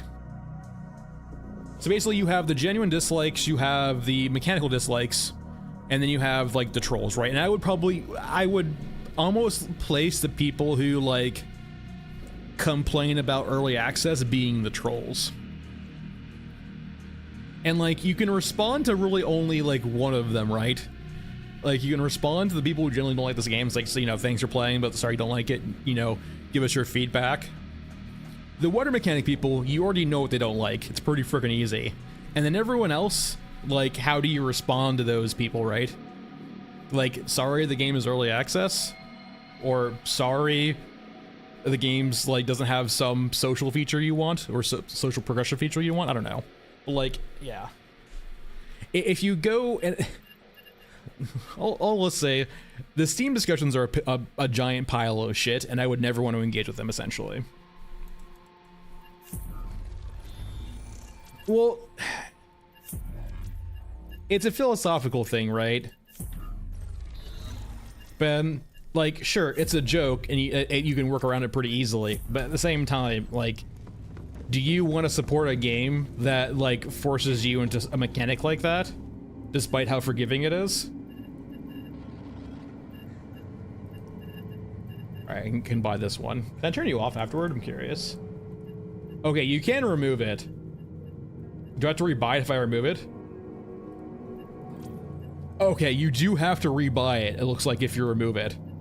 So keep that in mind. It's burned like 500k, no big deal though. I can fix this. How would you like some of these, some of these, some of these? Okay, so yeah, you can remove the water bots upgrade if you get them, but just keep in mind it's gonna cost you a pretty penny if you want to get it back.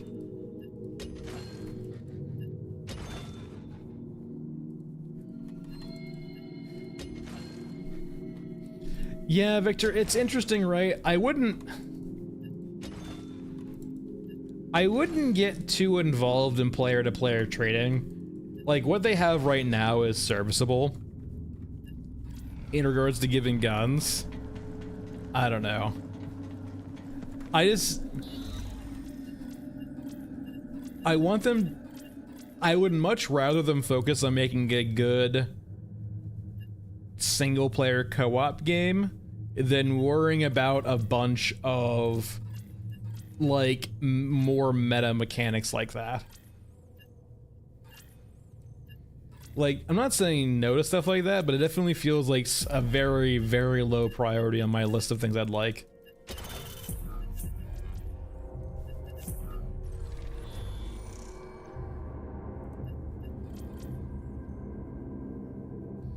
Yeah, like there's definitely that's very fair too, Zach, in regards to people felt like they were getting misled because they watched a video on it but didn't like see that it was early access.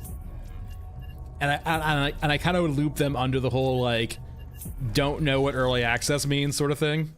Thanks, Vinny, I appreciate it.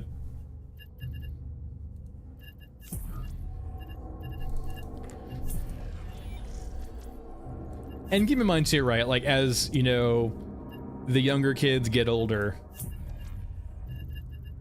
people who didn't like start out with early access games are discovering what early access means, right?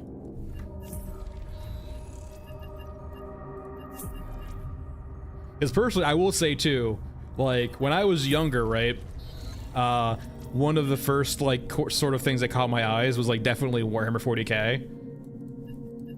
When I was pretty young, we went to London, right, as a family vacation, and naturally Games Workshop, English company, so they actually had like dedicated Games Workshop shops there, and like me, young kid, seeing minis that look fucking awesome, of course I bought into it immediately. Not the models, because the models were expensive, but like bought into like the 40k franchise immediately, right? It's like, that looks fucking awesome, I want to play with those. And it kind of like is the same vibe here, right? Like young kid or younger kid grows up a little bit, sees this game, look, that looks fucking awesome, I want to play that. They buy in, not experiencing an EA game before, not really knowing what EA entails, and they're like, this doesn't feel like a full game. It's like, you were correct, it is not a full game. They feel kind of burned by that, which is fair, right? Like there is, on Zach's point, right, it is kind of important to make sure you're marketing your game appropriately, and I feel like they are. Like, it's not really a them issue at this point, but I have seen scenarios too, right, where other companies haven't done it as well and made sure they didn't market as well, right? They didn't like maliciously mislead, but they didn't necessarily do a good job of explaining what their game is. Thanks, Ben, appreciate it.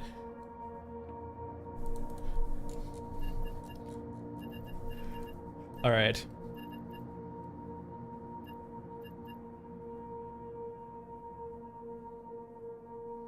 Yeah, wait, there's definitely, I feel like too, with, despite Star Citizen being what it is, right, it is an interesting example of like, how it will be a good basis point for other companies to understand when you're doing crowdfunding, how much leeway you will get with that crowdfunding audience, because I feel like they're actually getting there now. Duffs, I did see it, my friend sent it to me, but I also saw it to 2026. And I was like, all right, well,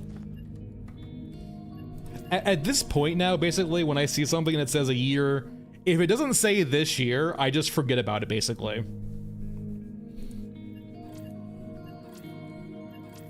Swamp data works. Do you have a flashlight in this? Like, for example, I'll do it with series all the time, is right. Like, I forgot, like, White Lotus was coming out again really soon. I just, like, after, like, season 2 ended, right, I just blanked out on the whole series forever, and now I just, like, saw a trailer for the new version. I was like, yes! White Lotus season 3. I wasn't, like, waiting the entire year, like, oh, I'm so excited for this to come out. I was like, no, let's forget about it, and then when it comes back up, I'll be happy again.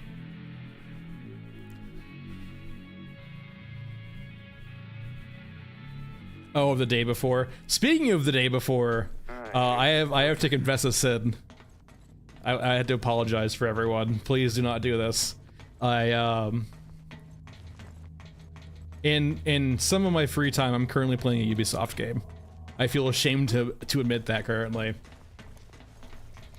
And me commenting that on the day before might hint you what game it might be.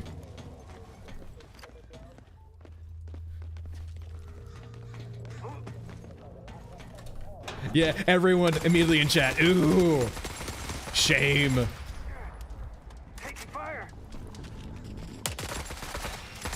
I have had a real hunkering.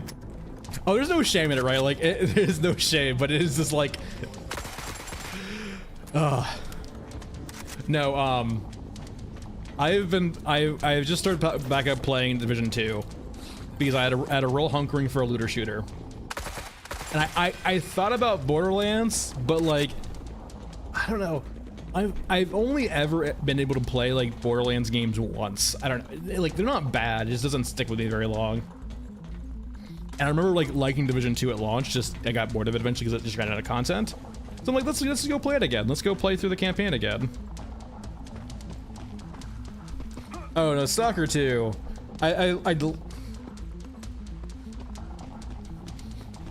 I could honestly make a whole video about its issues, but like, what's the point? And I wouldn't even say it's their, like, it's unfortunate what's currently going on in Ukraine, basically, and like, the fact they would put out a game at all is amazing by and of itself. And they definitely too, like, if I read correctly in some areas too, right? They had to like rework the story of Stalker 2 also to accommodate the whole issue. Let's not die. Check those corners. It's just a series of unfortunate events related to that. Are you safe to go through? Am I gonna die?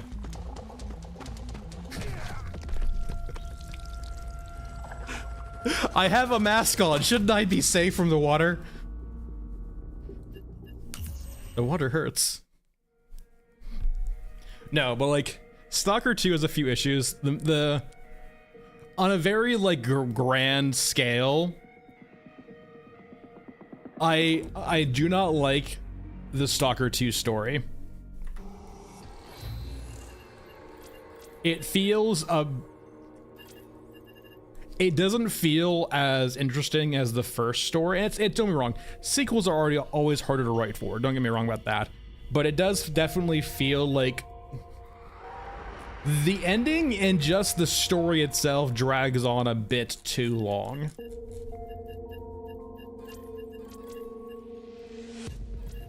And that also ties into like, so the first big complaint about Stalker 2 for me is the overall story just doesn't hit its mark perfectly. The second thing about Stalker 2 that doesn't hit well for me, it's not one of the games where I feel like it needs a giant open world. And if they were going to pursue that route, they needed to do things to help alleviate the travel concerns. Because traveling in that game is just so fucking boring. Like, don't get me wrong, Stalker 2, sorry, the original Stalkers aren't as great. Like, there is like the rose-tinted glasses we have to be careful about looking through, but like, the open world in Stalker 1 wasn't fantastical either, but it did a good job of making those open worlds not too giant and gigantic, right? Like, the surface area, or the actual like area you have in Stalker 1 and even Clear Skies, and then Call of Pripyat are way less than the other areas. And I wouldn't see even like Call of Pripyat had issues too, with example, right, of having too big of areas, but it wasn't. Call of Pripyat was getting there in regards to having too big of areas for its own design, but like they went from Call of Pripyat to even worse. No, yeah, Metro is, I think, Metro Exodus is actually like what I would want Stalker to be. The later levels of Metro Exodus. Like, once again, I'm not the biggest fan of Exodus's story. I enjoyed Metro 1. But for the Exodus to have basically this same exact like kind of Paragon moral arc, I guess it's like the hallmark of the series, right? You kind of have to have it, but it feels a bit played out to have it twice.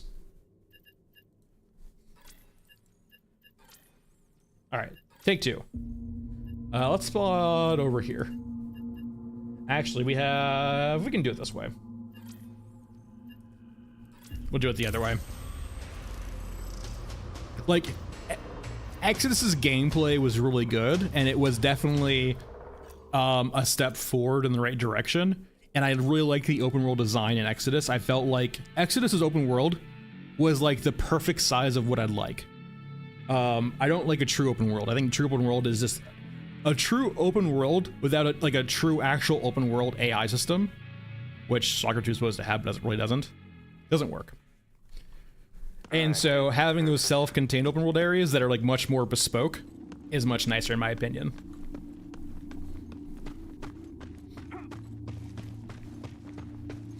It feels like when you have those areas like that, you're not just trying to fill an area with content. It's more of like you have something to show and you're making the area big enough to accommodate that. As opposed to Stalker 2, where it feels like we have these giant areas, we need to fill them with stuff. And naturally, a lot of it was done for them, right? Because like Stalker 2 is mainly just a bunch of areas from their previous Stalker games. But outside of those actual areas themselves, they're usually pretty rough. Bob, it just weighs more. It takes up more space and, it takes up more weight and space, but does the same damage. So if you're not concerned on like carrying capacity, like say if you're like old man or sorry, you're Bagman or mass man, surplus ammo is actually not bad. Especially if you get rid of it too. By shooting it naturally.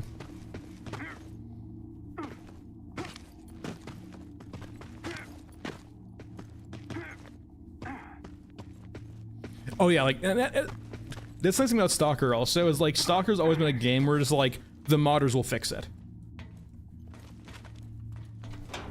Just give them time, the modders will fix it.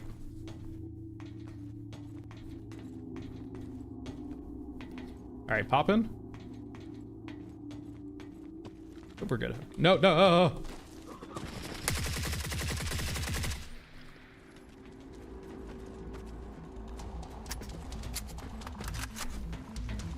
And I also didn't like... I know some people in chat too, right? People really didn't like how they did a Monolith 30 there. I did kind of enjoy, actually, like... I did enjoy... I don't want to spoil too much stuff if you want to play Stalker 2, but like, I essentially, for the first half of the... or the first third of the game, I would say, I enjoyed what they did with the Monolith. I felt like that was a cool area to explore. I don't know. It's so hard to like pinpoint exactly all of the... Maybe that's the point too. Like, so Stalker 2 has a bunch of interesting concepts, but like the way they're tied together just don't mesh cohesively. And oh my god, okay.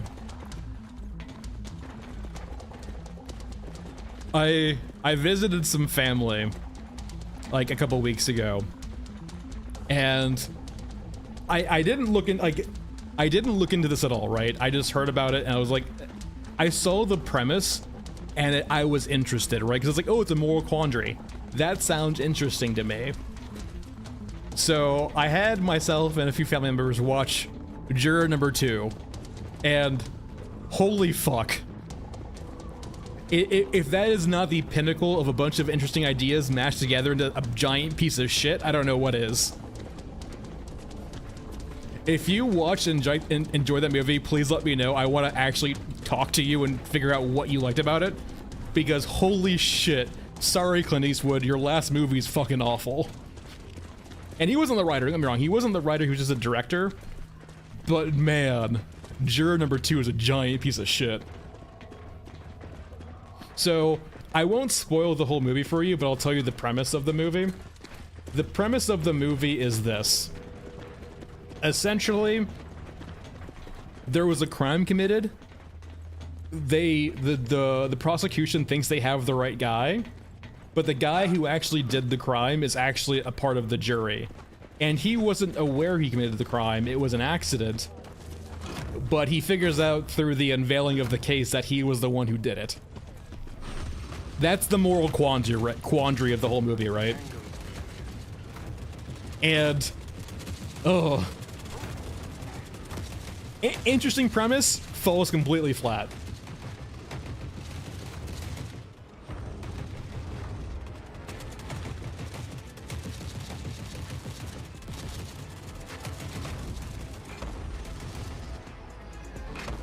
Okay, so the last schematic I probably need is over there.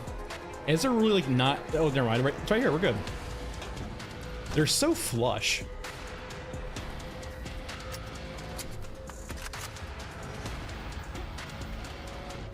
All right, let's continue on then.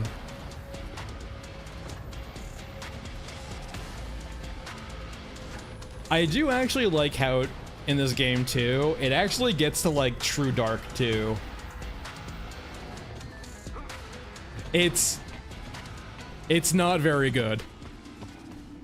If plot holes and just inconsistencies and just befuddling choices by the writer makes you upset, I do not recommend it. But if you want to see something that will just like blow your mind in regards to like how poorly it was written, oh yeah. If you enjoy bad movies, you will enjoy Juror number 2.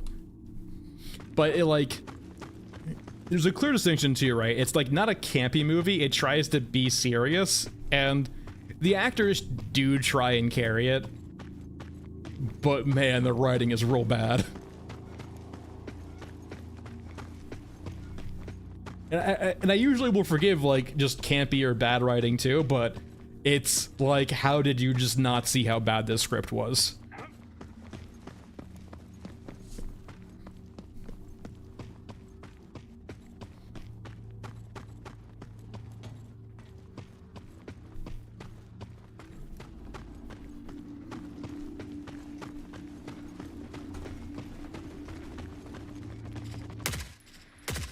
All right, up we go. The staircase of death.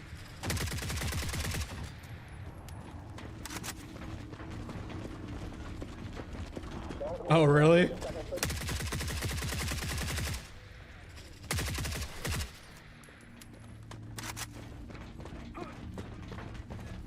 Like I watched that movie 3 years ago. Like not sorry, 3 years ago. Like 3 weeks ago, and it's still upsetting me mentally right now. I'm still mentally scarred from it. It's been a. I usually am pretty picky about the movies I watch, and like I didn't vet that movie, and I should have. Holy shit. Anyway, back to the game. All right, Dead Waves. Up we go.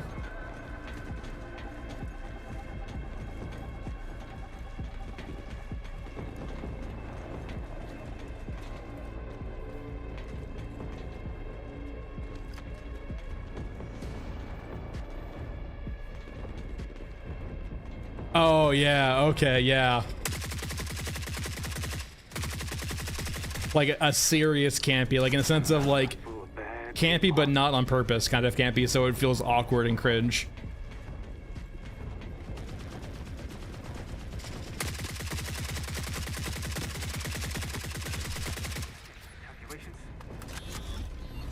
All right. And we're good there.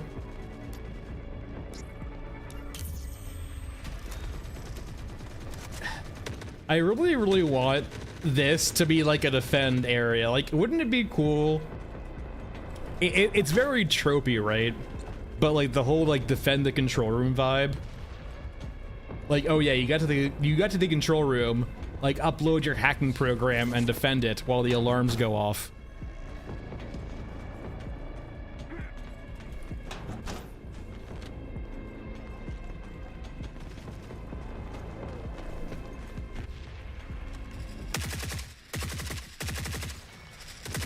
Or imagine too, right? Like we're in this like closed off room.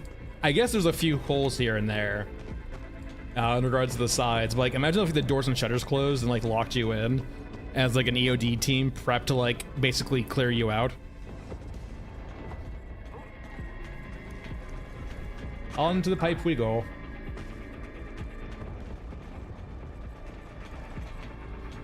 I do love the inclusion of these pipes though. I wish more of them were like actually usable, but I do love the inclusion of at least one. It feels peak scav.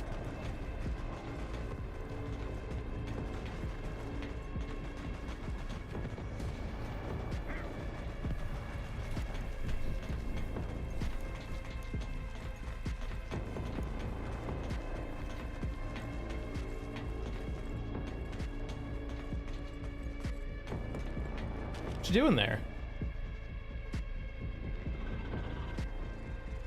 You wanna come say hi?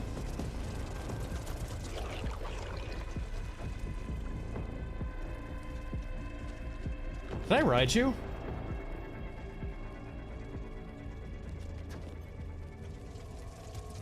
Alright, well, good talk.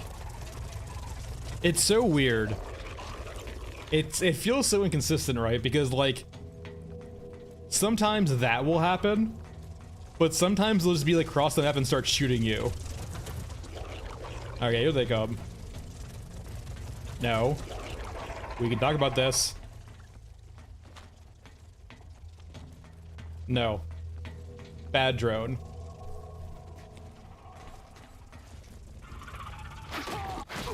Oh god. I slipped and fell. Where's my life alert?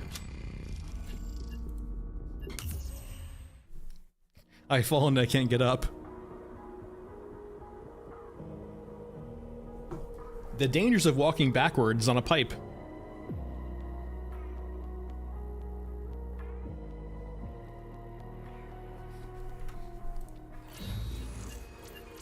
I'll take 1 out of 3 though.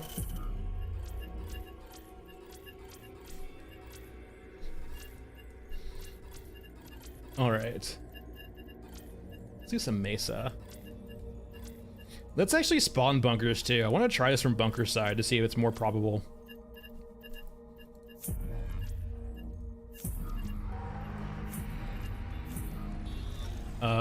Where are we? Come on.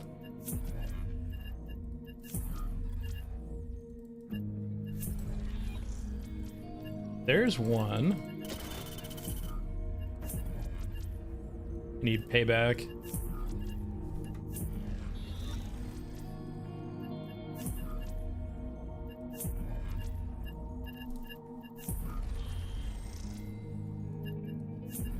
There's Tormentor. Now we just need payback. I believe is Jureska. Can never remember this. There we go. So we have those 3 quests. Let's go over... Actually, this character works, I think, right? Yeah. Let's go over to the 36M. Hey, do I have one or am I out? This will work then. It's a fine backup. 50 cal.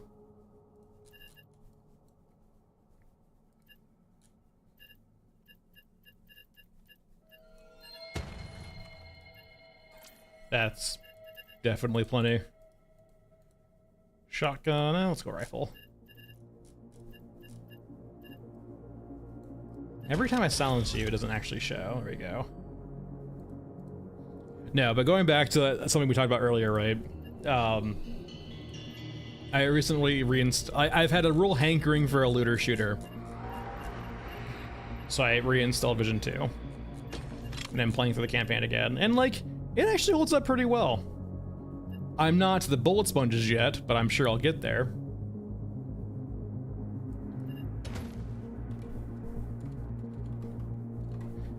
And like, I'm not sure if we're gonna get there with this game, right? We have like it's hard to know if they actually want to have that type of progression. And I wouldn't even say it's like as hard of a looter shooter, right? But like just more in the sense of actual progression of weapons to the game. It kind of raises the question of like, what is going to be the progression to the game? It's just like unlocking your innards, or like getting experience for your characters, or getting new gear, or yeah. I'm interested to see what they're going to actually do for that. Because like right now, there's not really gun progression at all. It's kind of just like a menagerie of guns you just get all at the same time. You don't really progress through the guns really at all. The innards, I guess, is like really the only true progression right now. There are like, there's a little bit of quest progression, but like it's only like 2 or 3 quests, and then every quest is unlocked to you.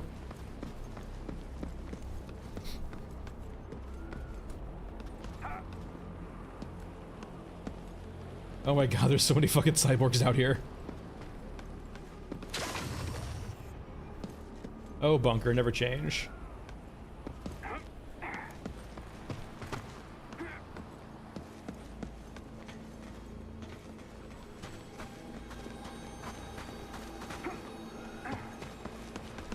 Yep. There we go. Alright, so we're going to my bunking sniping spot. Which you don't need a jump to get up here, but it's just a little bit nicer, a little bit easier, I feel like, than having to mantle your way up. Though, do be careful, because I have... Apparently, there is an exo spawn up here, and it definitely surprised me once or twice. Oh, Ragey, yeah, it's definitely been a while since I've been collided by a tank. It's always a fun experience. It didn't kill you? Oh, because it was like, was it its dead ragdoll, perhaps?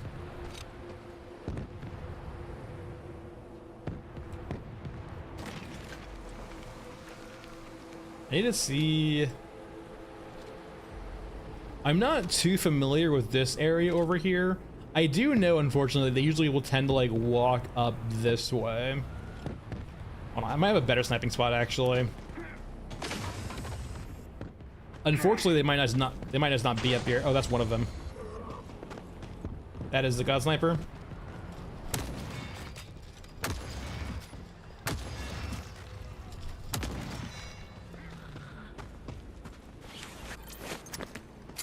Really? For 4 kills, HKs? That feels a bit excessive. I'm not sure if I deserved that.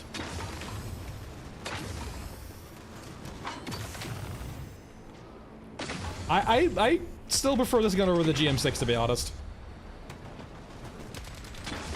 There we go.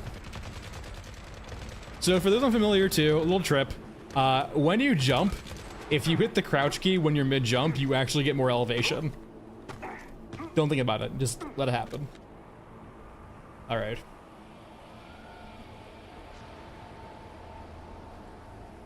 I mean, the only difference is that the GM6 gets any scope you want, and then the NTW gets this scope.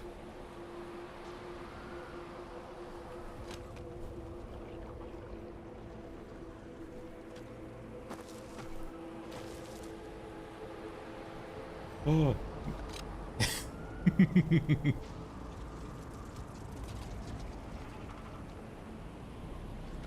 Yeah, I don't see a Tormentor over there. The sniper was over here. Goldbrick can spawn over there too. Apparently the path for them is they usually supposed to drop off from here and then head around.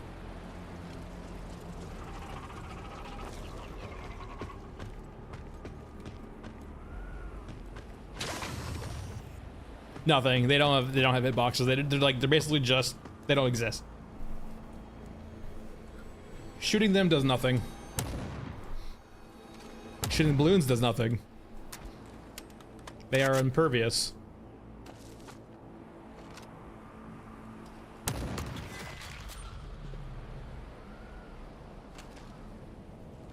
I will say, actually, this is probably a better sniping spot. Because you can actually just probably kill everyone from the bunker over and over again. Though, keep in mind, you're not supposed to be up here, really, so... the hitboxes can be a bit jank. Like, for example, this will probably just eat bullets. We're hitting part of the wall here.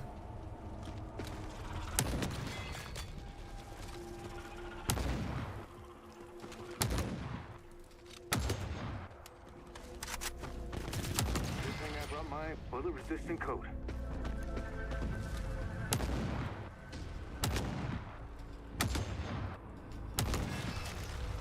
Yeah, it'd be interesting actually if they actually made some gameplay mechanics around the cow. Gives the lore dump on the cows themselves and validate my whole cow theory video. Though I will say, until they make those balloons bigger, I will not be happy.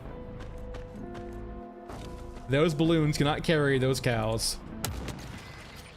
Hey, Hangy.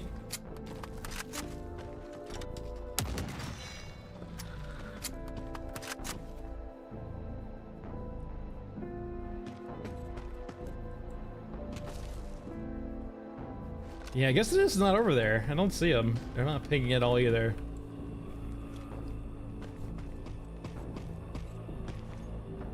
Alright, time to drop down. This is the hardest part. We were talking about cows, but we can continue the conversation. We were asking if they were, like, you know, interactable via bullets, and they are not. They just go right through them. Ow.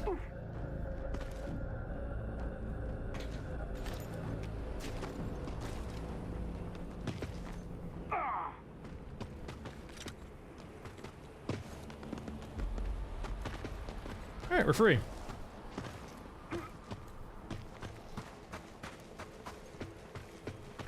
But yeah, the cows right now, you can't shoot them, can't do anything with them. They're aesthetic for now. They're an ambiance piece, which I don't mind, for example. I don't mind ambiance pieces. I would love more stuff being off map for ambiance. The biggest thing though, I will say, is sound effects. I want a lot more off map sound effects. The battlefields get so quiet so quickly. Also, we have an HK somewhere. I'm kind of getting scared, actually. Because... oh, no, we're getting shot at. We're good. It's kind of weird how when you get... getting shot at from long range is actually kind of nice, because you then know it's HKs. Just the EOD ones. And not a surprise like a dog. Or a medium mech.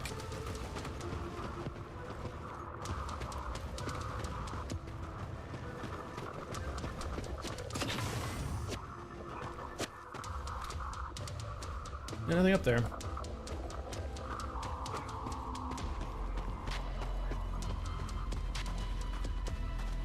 It does have like a fan on the back of it, to help propel it forward. But no, yeah, like right now, they're just like volume-wise, the balloons are just way too small for the cows. It is crazy. The HKs right now, Blood Panda, just they're definitely a miss.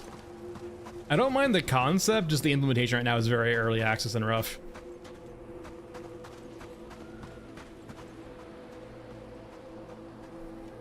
Weirdly enough, wait, do I hear Exo? Eyes on us. Spread out. An Exo over there? I swear I hear a mech right now. There, okay, there it is. Yeah, fuck this then.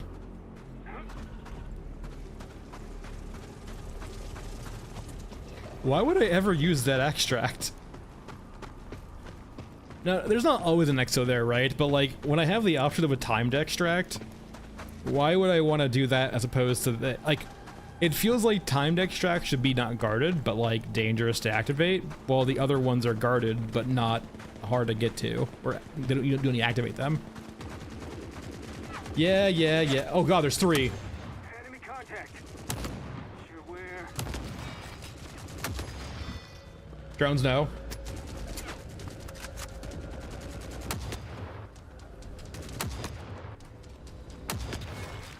Drones, no.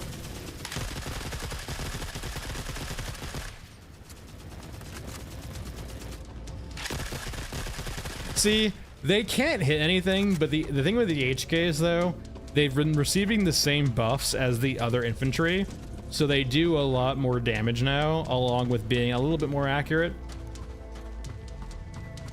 And it's more just about the no meds part too, right? If I don't have meds, it's just hard to like keep up with the HP loss.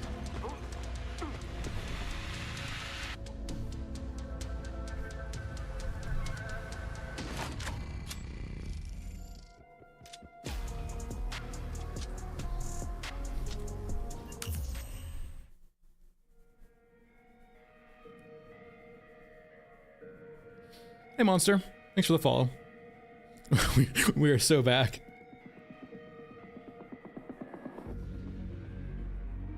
Oh yes. All right. Anyway, let's go over. We didn't do any of. Wait. Yeah, we didn't click the part for it. Let's try City Ruins now.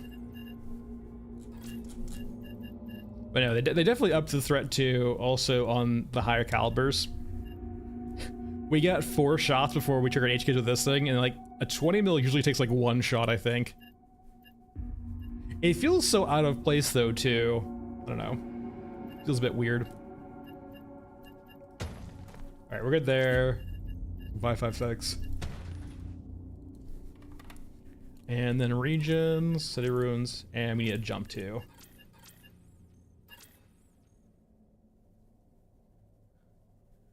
Well, I don't have 20 mil right now, but like, if you just keep, some people are grinding the game, man. If you keep playing the game too, you make a lot of money. Before my account got wiped, we had like, what, 6-7 mil, and we weren't even farming at all, we were just playing the game.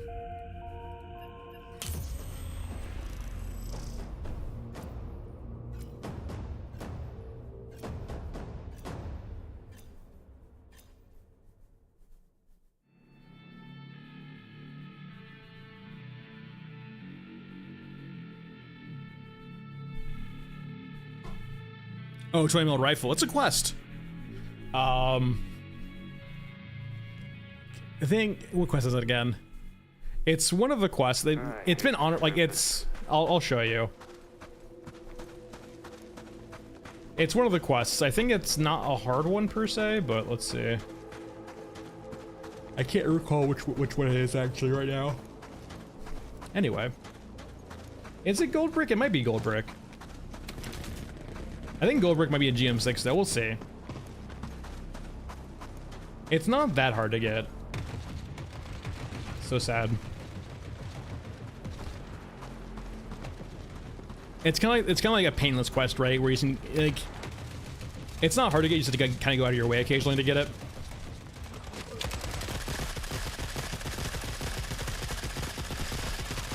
And that's why Stagger is strong.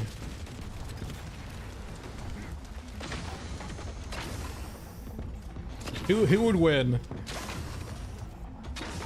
A squad of cyborgs or one scabby boy, the G36 that stun locks? Yeah, like you can pick up. I feel like he does have a chance to draw up a 36M. I have gotten, definitely not this patch, but I have definitely gotten a 36M from it before. Are you not going to fly? You need it.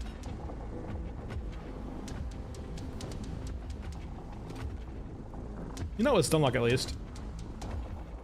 They never spawn. Let's go find Goldbrick.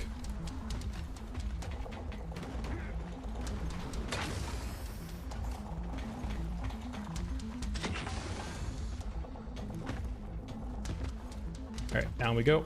Oh, no, no, no, no, no. Not sure where. They hit teleportation.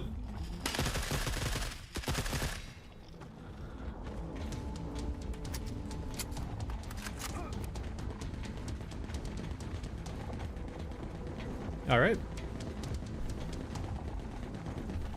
Will Goldbrick be below us? Probably not. Yep, that's the pop-in. That's hopefully what they're fixing in the Q1 patch. Or rather, replacing.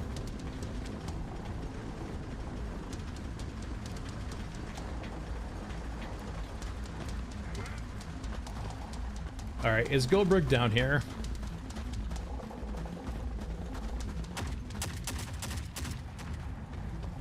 Also, it'd be nice too, I will say, like, yeah, just the God Sniper. Is he in cover?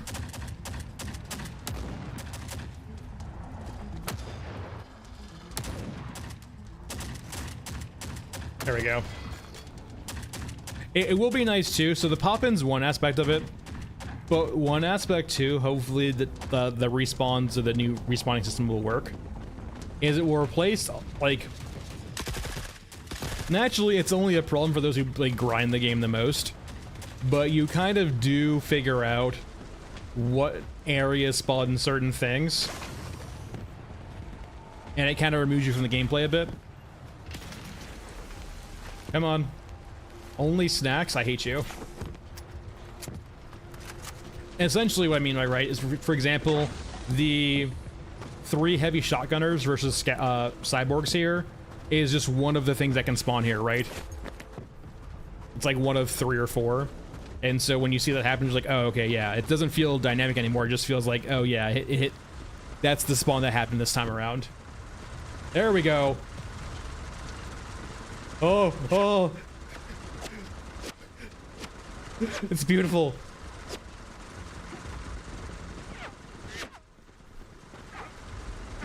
It will never be boring to watch tanks fly.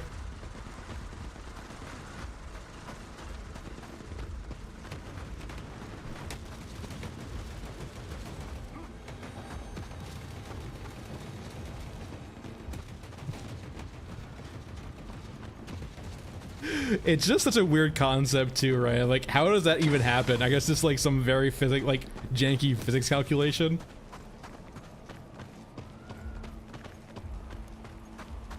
I mean, yeah, they're just going, so like, naturally, those tanks are built in orbit and repaired in orbit, right? So they're just like, when they get damaged, they go back to their source.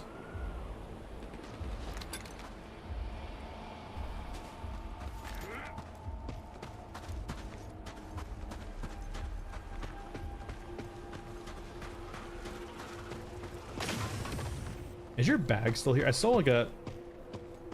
not a jump. You had giant space magnet? Hey, Reiji, you just lore explained it. Good job. You have now rationalized why those things get sucked up. A giant space magnet. We can stop there. We don't have to think of the implications of a giant space magnet anymore.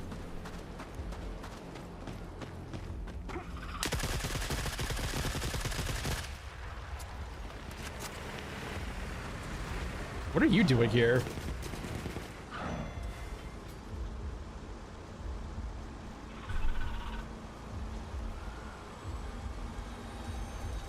the Eclipse can be whatever you want it to be, but it's probably a space station or some space megastructure, right? I want to see you fly. The medium mechs are so weird too, right? They have their giant main guns. It just seems like they bug out constantly. Especially the Eruskins. They just don't seem to be able to shoot their main guns very often.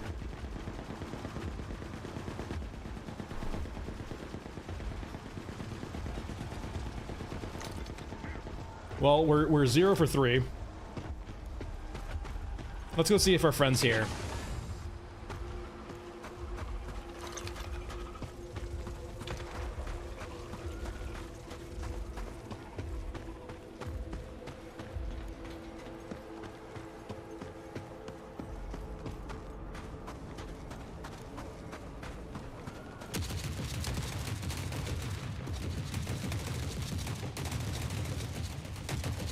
I definitely get the feeling that they're supposed to be like much more agile than they currently are. Like considering they're like humanoid kind of almost out, like the European mech feels very bulky and like very hard to move around. Not very dexterous, but it feels like the Orga mechs, not the Orga mechs, the medium mechs for Eruska is much more agile. And like actually able to like use cover and stuff and other things. Like right now the Europans have way more guns so they win fights, but it feels like that mech should be much more agile and like almost more like a giant human fighting as opposed to an actual like giant mech. Yeah, like it should have the weight it currently has, Reiji, for sure, but it doesn't feel like it has enough like fluidity. Or I guess like ability to use cover and stuff. Like almost like the giant mech for Eruska should be like almost feel like a soldier perhaps, as opposed to like a war machine. Yeah, Vinny. Europa makes a gun and says, how do we use this gun? We put it on a mech. You know, Eruska makes basically like a giant soldier. And they can be rigid, right? They can be like very like, you can have them be slow and rigid, but give them the fluidity to like contort their bodies in interesting ways, right? I would honestly see if you can't maybe like blend almost like the current animation you have and then like a regular like actual infantry animation, but we'll see. We shall see. All right. 0 for 3. We're gonna give it one more try to see if I can't get the things that spawn actually on here. Also, doesn't tell me the rewards at all. We'll look for the other one after this, I guess. Brawlers aren't that scary though. They get staggered locked. It's very easy to stagger lock them. Well, okay, ranged brawlers are scary. Because they shoot you back and they hurt. They hurt real good.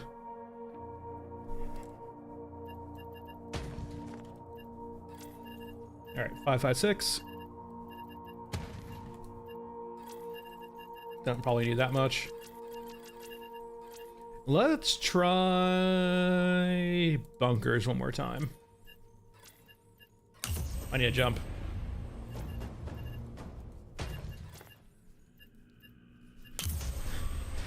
Oh yeah. I'm excited then though, because right, I don't think major factions know, but like minor factions almost absolutely Blood Panda. But in regards to major factions, probably not.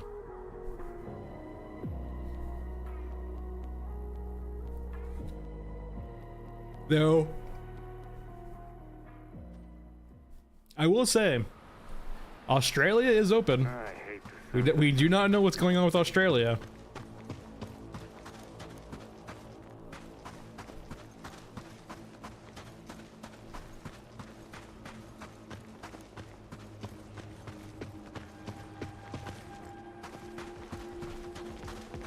Yeah, there's cultists, right? Which is so like, think of it this way: we have the 3 majors. We have Eruska, Europa, and Eurasia, the 3 major factions. And then we have like what I would say the fourth collection of factions, which is just all the minor factions. What the hell is going on? The whole menagerie of freaking cyborgs, man. Anyway. So like the fourth faction is basically the collection of all the other minor factions for the most part, which you can just break out into like whatever you want, right? I guess like,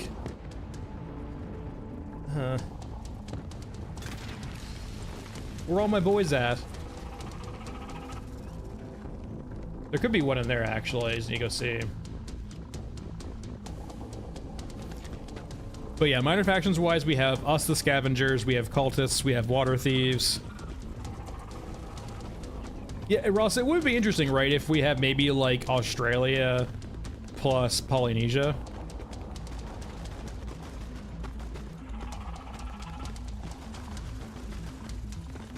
We have in New Zealand.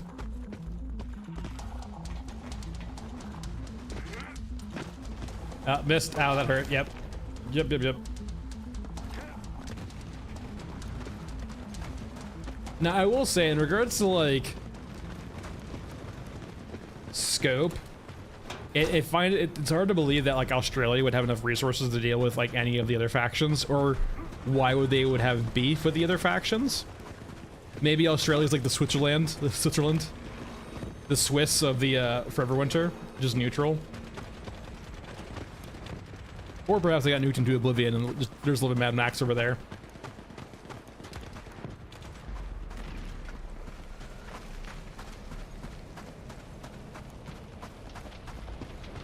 And it makes sense too, right? Like, for example, to leave somewhere on the map pretty empty for future plans.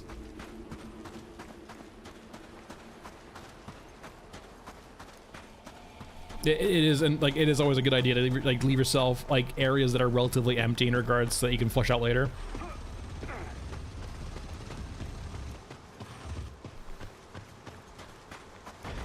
And so Australia is that for them.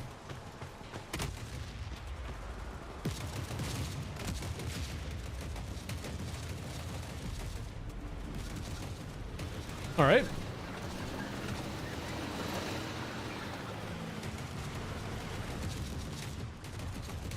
Yeah, that's new.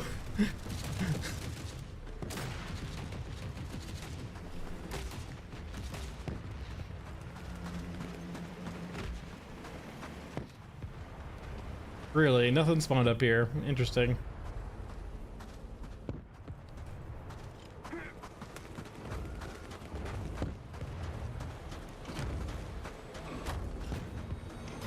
I guess you got sent to the moon by a grenade launcher.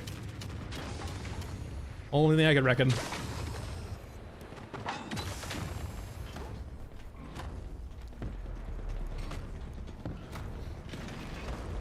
All right.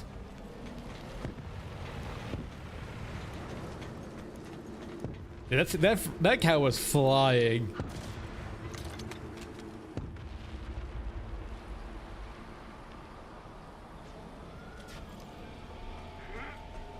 Meanwhile, that cow was vibing.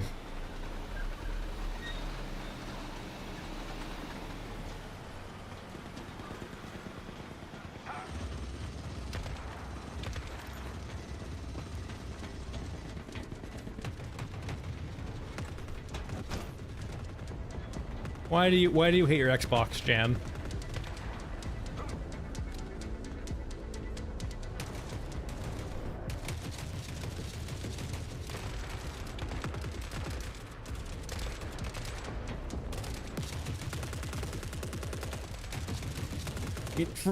For a soldier, you have a pretty big firearm there, friend.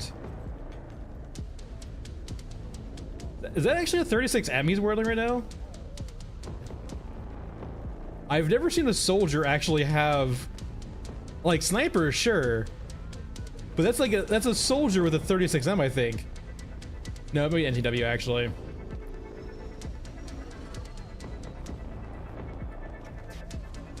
Why do you have such a big rifle? It's unfortunate. Yeah, no console releases yet. I think they were talking about PS5 or PS5 release perhaps eventually, but I think they're a long way from there, optimization wise.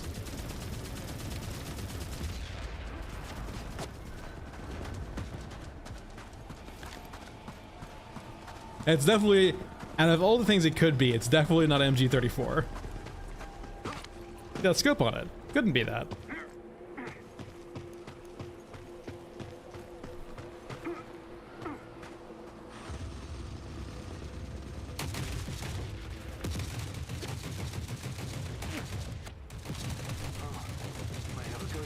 I'm kind of curious now. Can I replicate the flying?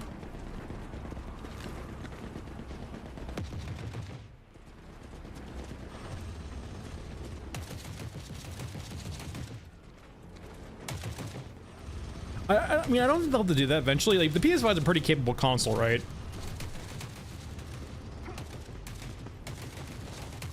We'll just have to see.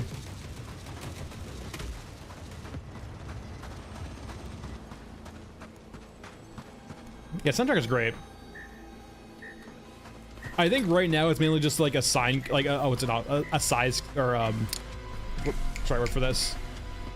Like a bandwidth constraint.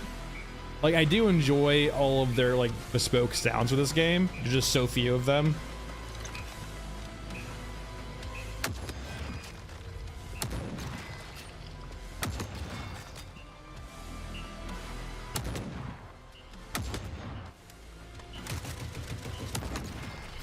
Check those corners.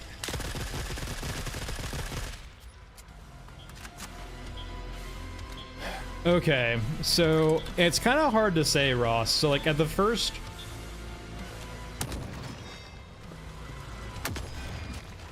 so like from their own EA page, they say a year. Now, that being said, the year estimate they had on their page could have easily been from their runway. And by runway, I basically mean how much financial capital they have to continue operations in the future.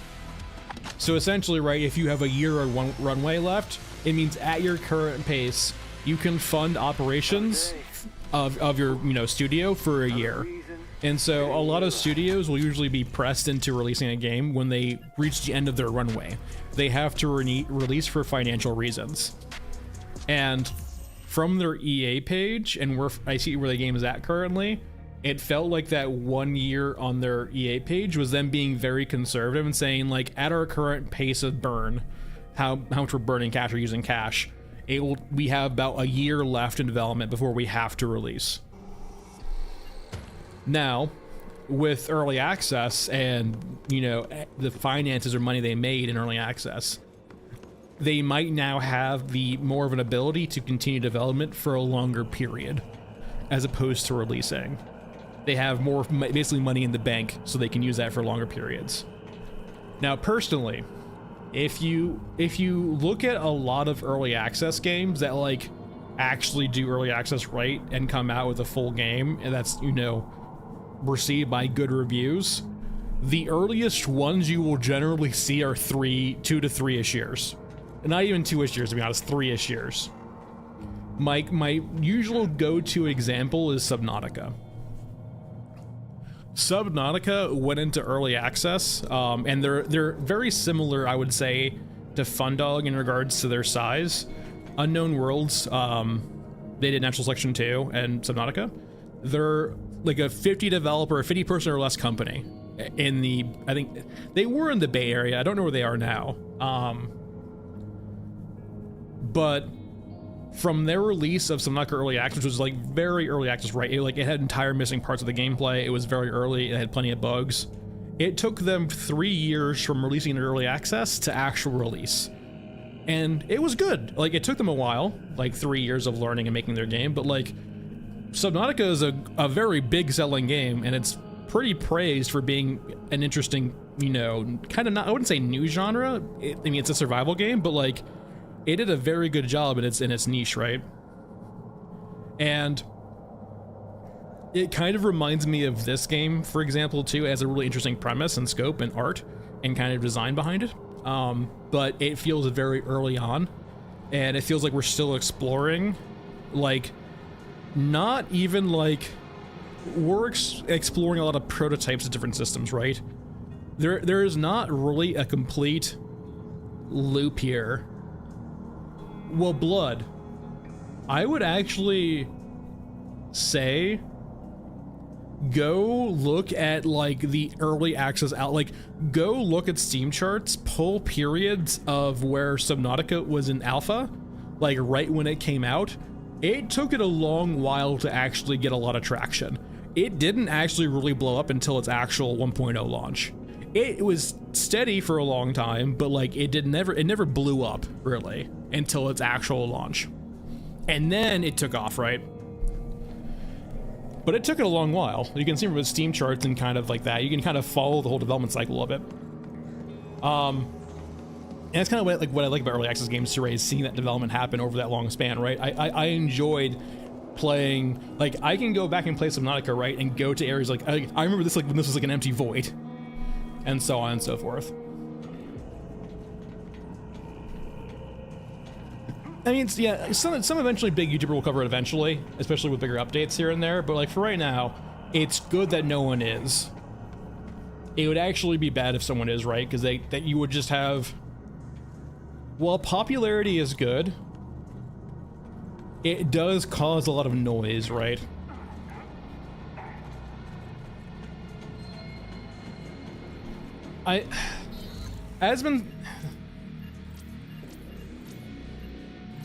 Say what you will, like if you like him, that's perfectly fine. He's a bit too tainted now. I am personally very, from a psychological perspective, I am very interested. Okay, so we're not gonna get too much into it, but I will basically just say this: as a white male, I am very curious how it seems. Like, I'm very interested in the corruptive nature of money and influence, and over time. I personally hold the opinion that time corrupts all things, and the longer something's established over time, the more corrupt it becomes. But like seeing public figures, and I hate saying this about Asmongold, saying a public figure like Asmongold, just see him go through his time period and just become more corrupted through that time period is just interesting to me, right? From a psychological perspective. Because like, say what you will, he's always been kind of a degenerate, but like he's moved on from just being like a gamer to like trying to be a political figure, right? Not even political, but like an everything figure, right? And it feels weird, right? Because like naturally everyone can have their own opinions about things, even in things that they're not well versed in. You're perfectly welcome to those opinions, but when you have a platform as big as that, it feels like you have some type of responsibility to your audience to try and be as factual as possible and not be as sensationalist. Like, he's very sensationalist, right? That's usually how I will, like, a lot of, not streamers per se, but figures like Asmongold or figures like Joe Rogan will be now.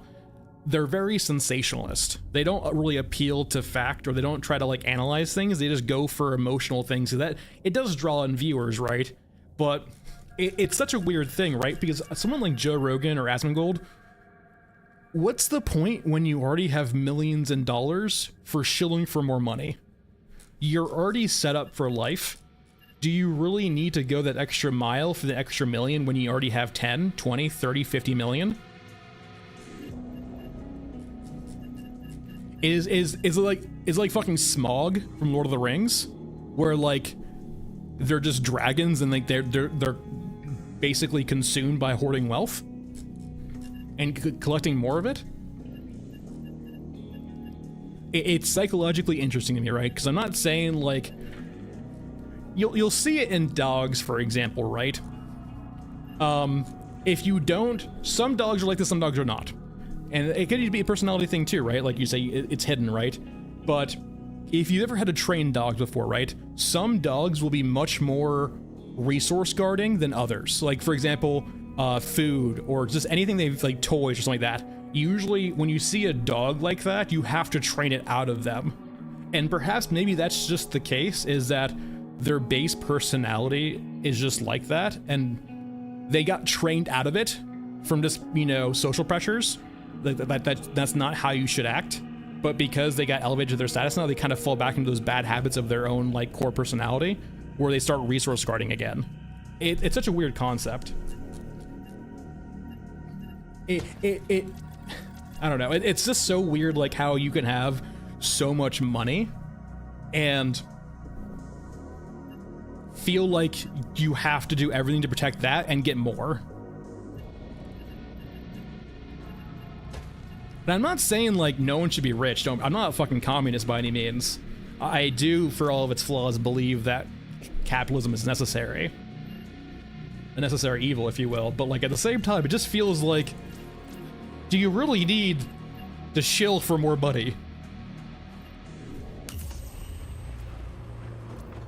And that's where I don't understand like Asmongold, right? In the sense of, like, what do you gain from just like going out of your way to present all of these political views you know nothing about?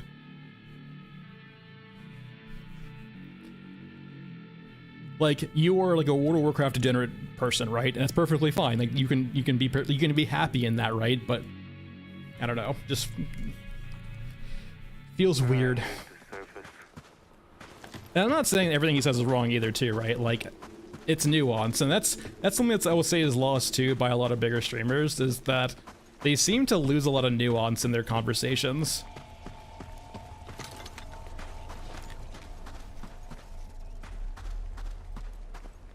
He doesn't, yeah. And maybe that's the case, Blood Pandas. Maybe it's not about the money for him, it's maybe about just the audience he gets from it.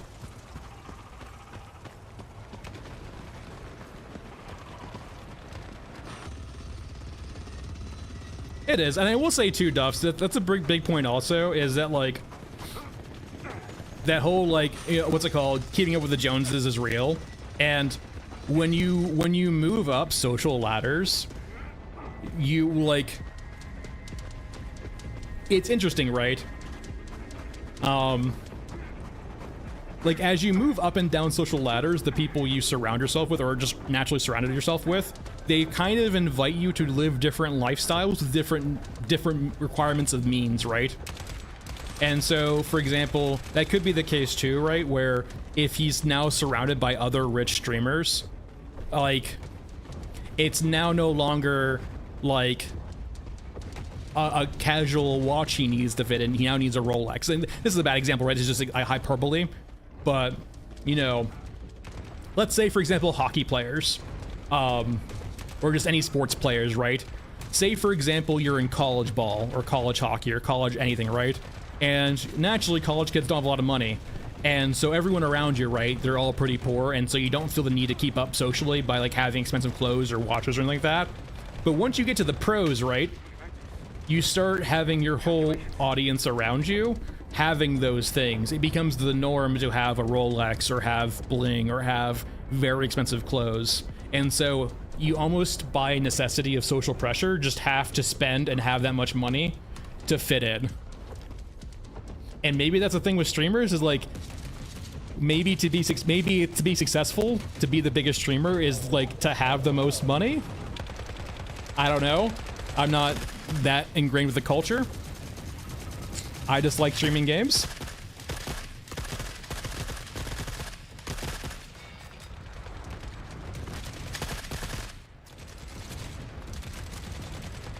Yeah, well, that's just the weird thing about celebrities too, right, Zach? In the sense of,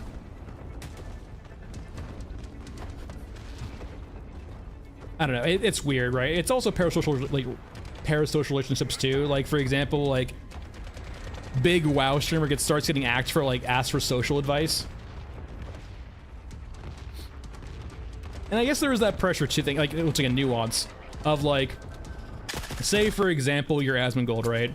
And you have 10,000 viewers, or 10,000 people like in chat, right? Naturally, he can't see those regular chat messages, right? And so the first thing you have to do to get his attention is donate him money just so he can actually see it. And then, like, what if, for example, someone sends you $50 and says, you know, and asks you a question not related to the game at all, like some social advice, right? Are you like now required to like kind of, you probably feel compelled a bit to even like, even if your take is bad, to still give them advice?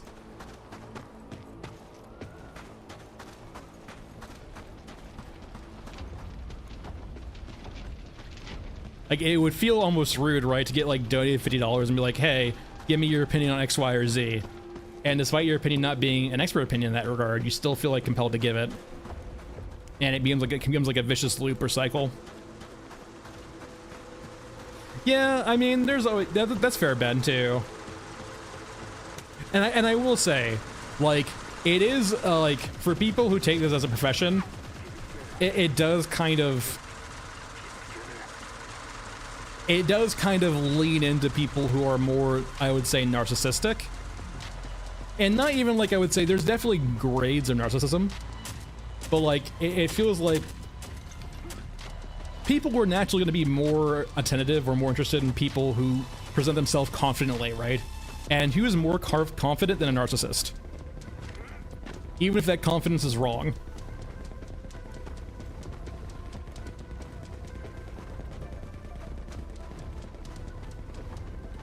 Jan, there is, yeah. At the very least, we know of a PS5 version being planned. I haven't heard anything about Xbox at all.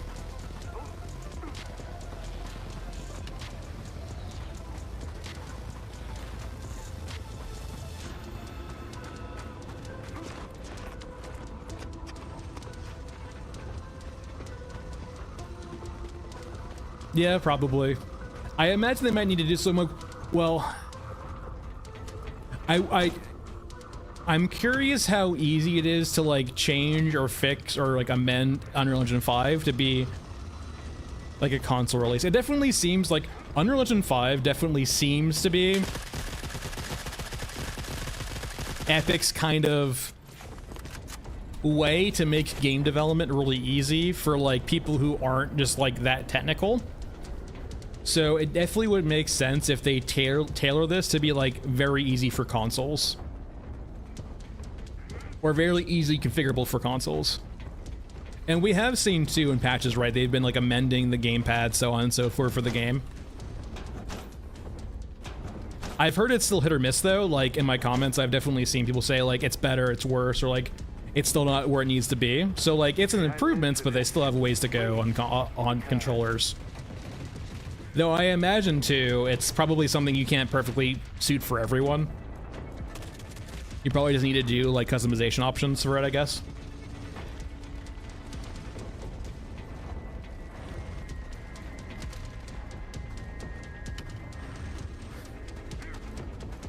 Space Marines on Xbox, right?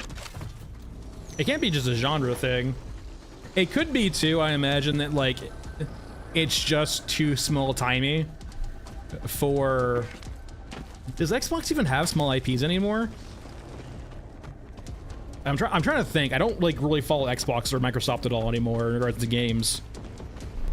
Like, I think, do they do indie games anymore? Smaller games? It's all like shoot for the moon for them, right?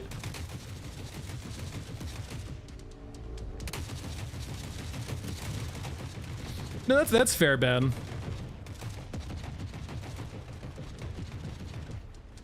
That's a very fair take, I would say, Ben. When you present a solution, it stops all creativity in regards to solving that problem in the first place. And there might be better solutions that, you know, might take time. Am I stuck? I can't see. Try jumping. Very good. I made a mistake coming here.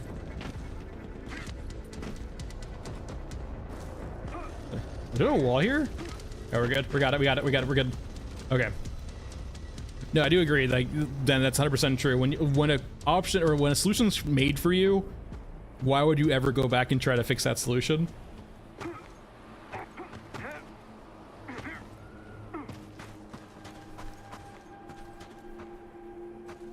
That's quite a fair take. And it could be why, too, for example, they've actually like, it was a QA long ago, right? Like it was maybe a Q&A in like October or November.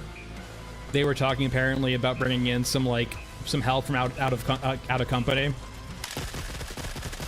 in regards to optimizing Unreal Engine 5 for performance, because they kind of like clearly made it pretty clear like none of them were like that technical, at least in regards to engines, which is fair. I think a lot of companies don't probably have that right in regards to like actual subject matter experts or SMEs in regards to engines. And I will say too, from personal experience, SMEs are usually incredibly undervalued. Taking fire! It definitely seems that there's a prevailing theory that companies just do not, or not theory, but like the sense that companies do not want to pay for institutional knowledge anymore. Is that an Orgamech? No. Oh, he's an HK. He's an HK. Another day. Ooh. Another reason to stay alive. I've been seeing a lot of HKs today for Orgamechs. That's very weird.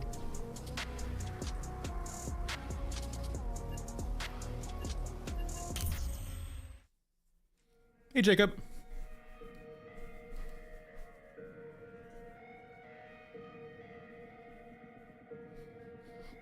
Nah, but if you're not familiar with more corporate America things, especially in regards to tech, one of the common loops you'll find in tech fields, it has been, and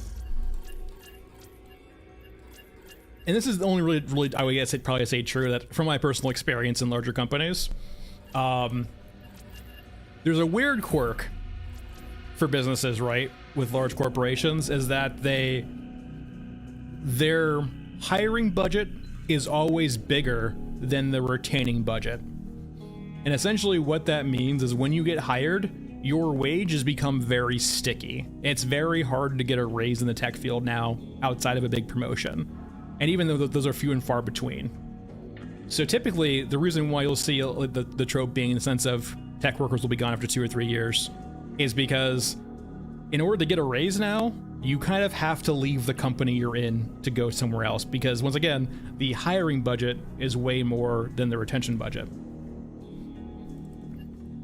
And so essentially what that causes is that no one's in a company long enough to actually get institutional knowledge, essentially.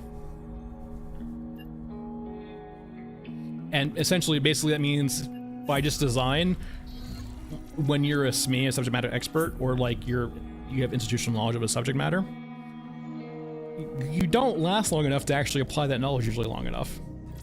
Poops McGee, not recently. There was one in December and there was a hotfix in January, but for right now, no. Not now. We'll probably see one at the end of February or sometime in March, would be my guesstimate. Though from what they've talked about too in Discord, right, we might be seeing a closed beta branch. Oh fuck, Duffs, I apologize. I always forget about it. Please forgive me, everyone. Who's a good boy? Who's a good boy?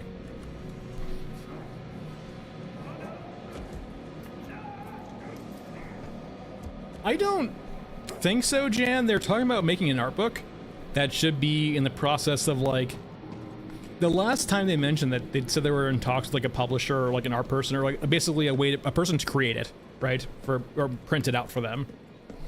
So like we should be seeing an art book in the future.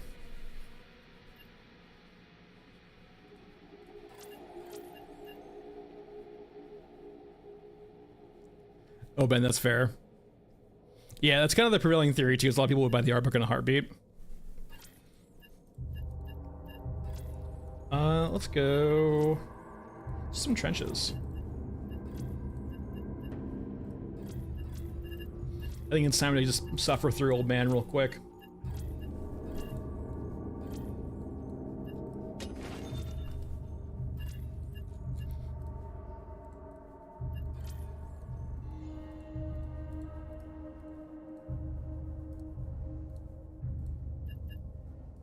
Alright, there's old man.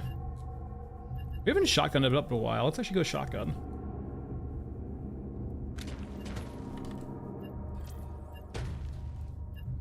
That should be plenty. Regions, elevator. Let's get some quests real quick.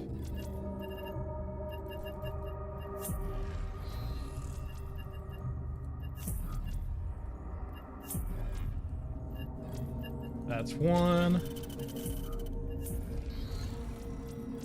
There are two, yeah, like...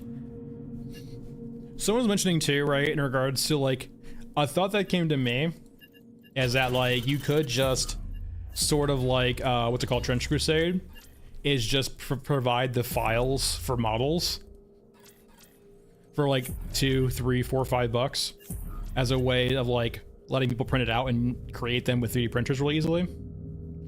Though someone like they were saying that like it takes time to actually go from the 3D file over to a file that you can actually print out.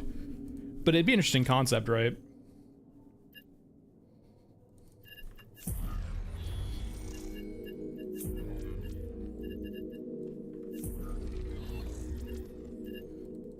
Like, basically in the sense of like additional way to support the development if you want to buy the files here. Here are the files.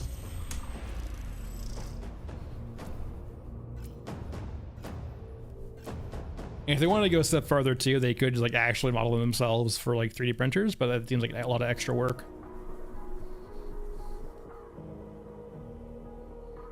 Thanks, Victor. Appreciate it.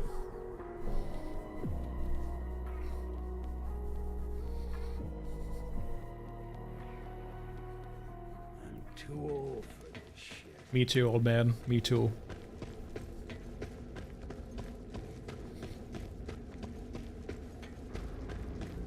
Yeah, it's a thought too. I mean, like, I'm trying to think. Would it just be like very generic? Just like my thought is that considering once again like the core 3 people in the game are artists, I feel like they would want to be something like. Naturally, I am technically right now putting words in their mouth, so forgive me, but like, in my opinion, I feel like a person like that would want to have something a bit more creative as merch as opposed to just a t-shirt. Now, I will say, they could do some really cool things with coffee mugs. And they could sell models too.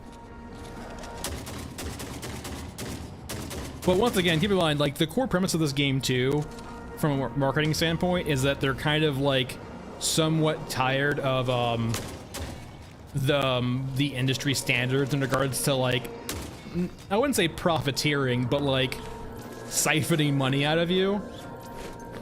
Like, remember, the devs had a whole like actual YouTube video about like, you know, they believe the game should be $50, not covered in MTX. They don't really want to exploit people for money, which is perfectly fair. Like, right? That's a nice take to have. So just kind of curious, right, in regards to like, is there a certain line in regards to merch they're not willing to cross? No, they are, right? Yeah. And playing devil's advocate, right? For example, say if I wanted to like, let's not even say if I was a bad actor. Let's just say I have a bad take, right? And say, for example, Fundog releases like a coffee mug or a t-shirt for like on a merchandise store. You know, I'm gonna go comment on their YouTube or comment on Steam and get like negative review and say like, instead of developing the game, they're making merchandise. They're trying to profit off money off of us. So on and so forth. I would make a more compelling argument than that, right? But like, there's an argument to be made, right, from bad actors and giving them a platform to be like, hey, you know, the game's not even finished yet, and they're making things for more money. Stop making things for more money. Go make the game.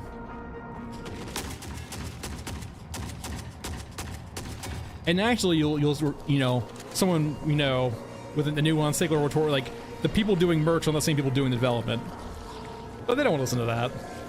Their point's been made. Alright, I'm already pretty friggin' hurt. I need to do a spare part. Gunhead body pillow.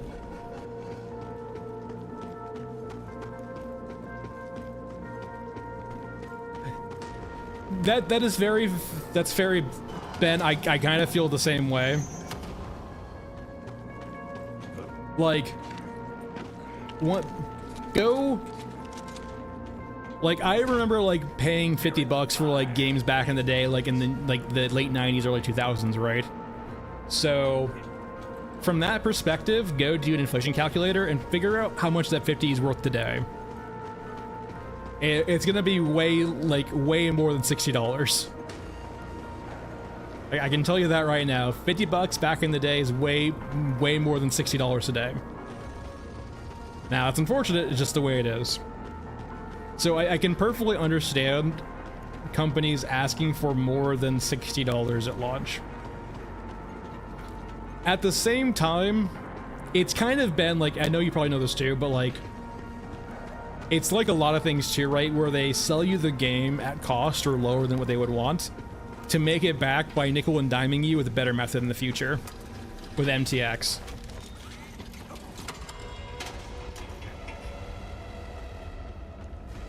Oh no, dude, yeah. Especially when you get multiple hours out of it too.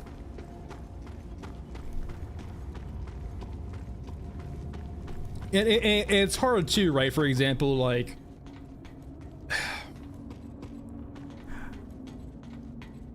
I love Moist Critical. Well, actually, I wouldn't even say this is a bad take too, right? 'Cause, like, for example, Concord coming out for like $70. Like, gameplay like that, then sure, it shouldn't be that expensive, right? But it's hard, right? Because, like... for a game to make back their like, it all has to do with marketing, like what the game's supposed to do. I don't know how to say this right. Like, I'm trying to basically say in the sense of, I am not against the core concept of like having $70, $80, $90 games, but at the same time, when a game front charges you like that, it shouldn't have all of the bullshit MTX on top of it, right? Because what other games will do, right, is they'll make the price of entry cheaper, like 30, 40, 50 bucks. And then they'll start nickel and diming you after that, right? And it's kind of a very manipulative way of, like, charging you a lot more than that $70, $80, $90, but, like, getting you to buy in first. And so because you break up that, like, $90 payment over 3 or 4 times, it psychologically feels a lot better for you, but it's still the same amount of money. It's a much better talking point to say, oh hey, this game is asking for $90 of your money at launch, than it is like, it's a much bigger talking point than that, right? Like, they're trying to rip me off at launch. It's like, no, they're just asking you to pay full price for a game, and they're not trying to nickel and dime you afterwards. But, like, at the same point, too, I think most companies realize that it's much better to do it the other way. Just because monkey brain.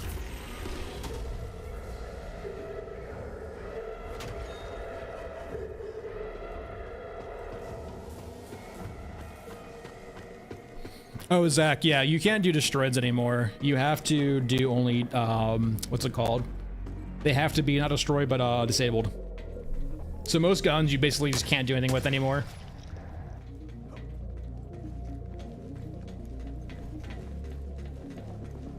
And I will say too, Ben, also, little bit of sort of commentary here. It also has to do with, considering the lessening of the value of a dollar, the relatively sticky minimum wage. So, like, when you, for example, like, so for example, for the most part, right, the $50 price tag on games from, like, back in the 2000s, hey, the min wage would still, like, the min wage now is the min wage back then, right? It was like $5.25, I think. Before then, it didn't raise by that much. But, like, you know, for someone making not a lot of money, it'd be the same amount of time, right? For example, well, hold on, let me get safe for it quickly. Hold on. Oh god. Oh fuck.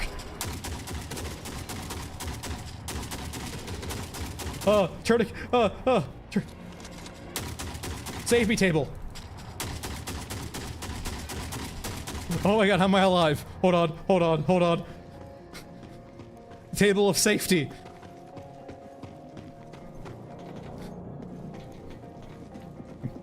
Who would win? A bunch of boys armed with 50 cal that can definitely go through a table, or one table? Jacob, we don't heal here. Healing's against the law.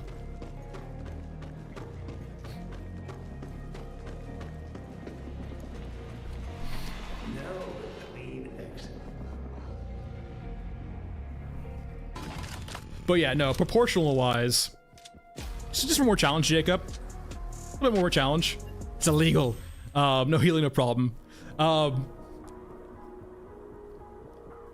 Proportion wise, right? Say if you're making 725 in like 2008, 2007, 2006. The minimum wage today is still the same, right? And so if you were to like, if you were working on like a min wage or like a wage slave job, proportional wise, it hasn't changed in 10, 20, 10, 15 years, right? Despite, you know, the cost of a dollar going down, or the you know, the value of a dollar going down because of inflation. And so if game companies were to raise the price to actually reflect that, they would probably price out a large segment of their audience. And so they get you to buy in earlier for cheaper, and then they nickel and dime you along the way. Then psychologically it works out, because it feels like you're paying less despite you're paying more.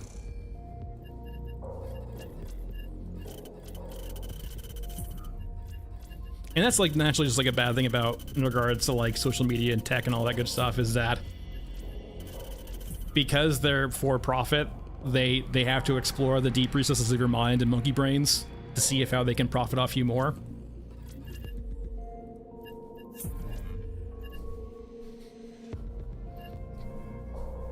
And don't get me wrong, when I say monkey brains, I include myself. Monkey brain. We all monkey brains.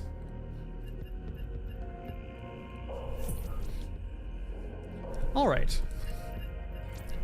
Some Scorched Enclave. Alright, first thing with Old Man. Good rig.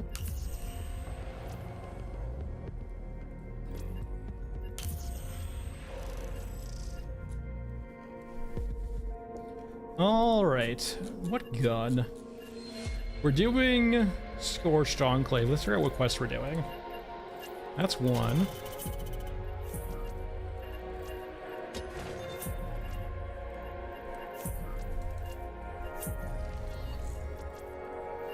Sure, we can do a strike.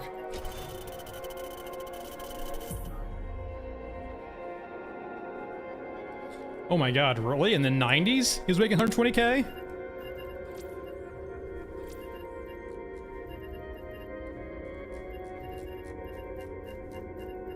The like resource guarding, right? There's a psychological tendency to want to, like, once you start, you get into that loop, man, you're just there for life. It's very hard to break free of.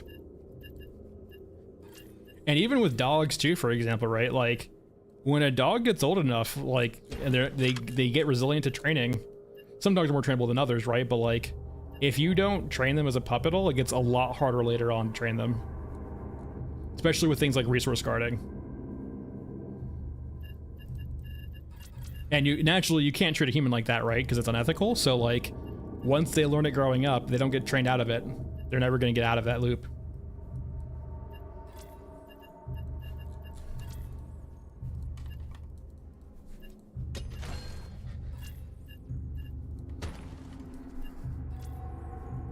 And I mean, it's a survival mechanism, right? Like, it's not like nothing. There's like, it's not at its core wrong. It's just, you know, a means of survival. If he had like a tough upbringing, right, where he didn't have a lot of money, naturally he feels like he needs to hoard that money.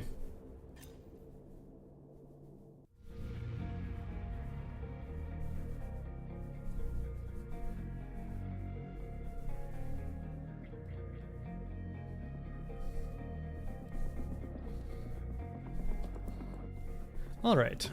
Hey, Delta, how's it going? All right, so we need tech, we need Scorched Enclave, and then we need assaulters. Hello, hello, hello. Now, usually I see assaulters over here. That's a rider. Sometimes they can be in the center too. Oh, yeah, we have a quiet one today. Yo, Max.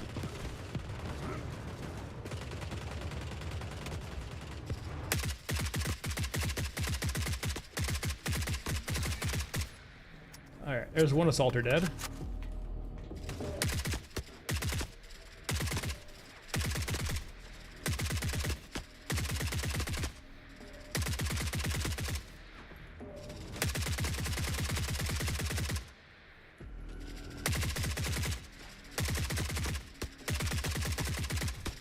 Okay, we're taking a lot of damage here. Be a little bit careful.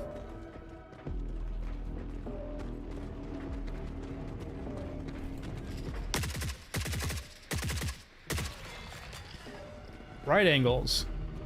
Yeah, that's usually how no healing goes, is just chip to death. But we're good. Quest done. Now we just need to get some loot and leave. Those assaulters are pretty tanky too. Even with headshots, they have a lot of HP. I wouldn't say they're resilient as like EODs, but they are very tanky. Yeah, there's like a degree of like, I wouldn't say comfort, but like, because you, generally speaking, if you played earlier on, you had to play a lot of Scorched Enclave early on. It definitely became like your de facto like forever winter map. It's also like a map too with very little down areas, right? Like unlike Mesa or Mausoleum, like this map has basically no downtime anywhere, right? There's always something happening around you for the most part.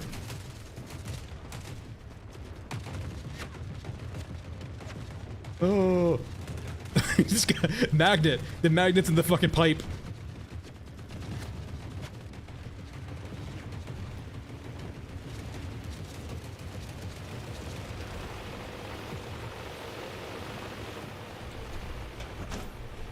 Yeah, like Enclave is where you want to go things like if you want to have the ambiance of a fight, Enclave is great.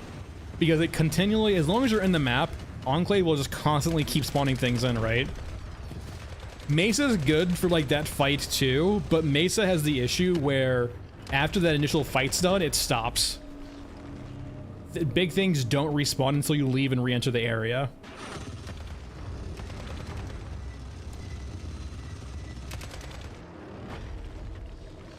But if you're in the center here, things generally keep respawning constantly. Though it can die down a bit like it's currently doing. Definitely has quieted down a bit. No.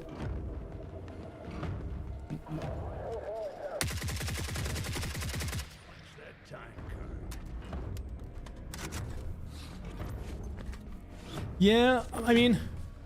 Oh!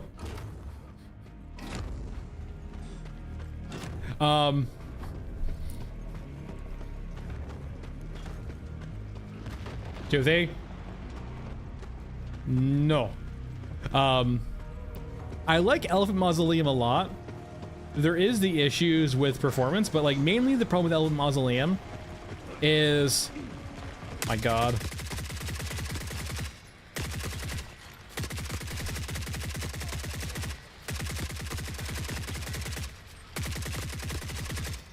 Mausoleum has the issue where like it looks and feels like a cohesive battlefield, but like it's not there yet. And an Orgamech? My god. Anyway.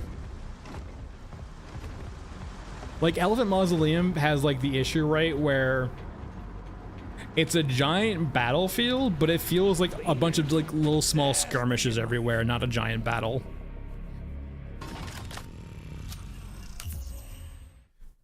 Essentially, like, Mausoleum's a bunch of small little areas pieced together, but that pieced together makes it a giant battlefield, but because nothing spawns when outside of that segment that you're in, it feels a bit weird.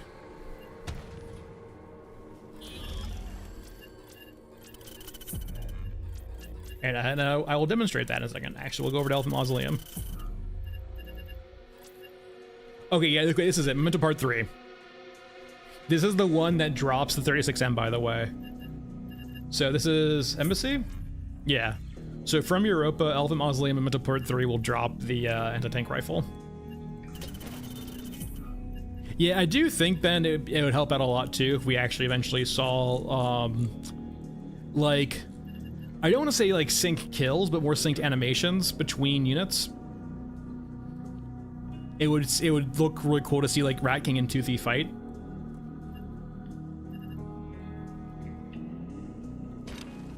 Yeah, right now, Rat King just gets fucking wrecked by everything because he actually has like a normal amount of HP.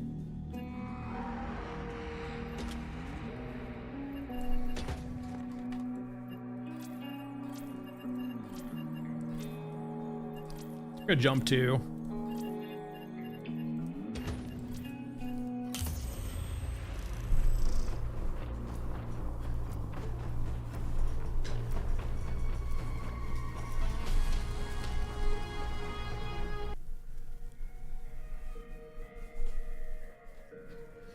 Well, I thought, aren't we his followers, basically?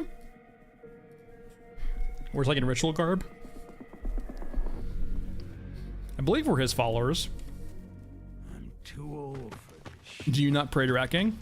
Though I will say, considering the Rat King has never answered my prayers, I'm not sure if I believe him anymore.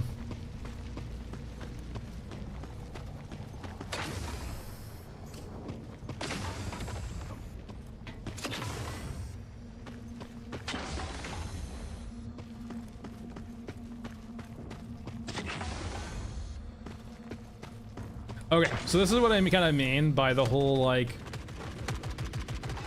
go up here. There we go.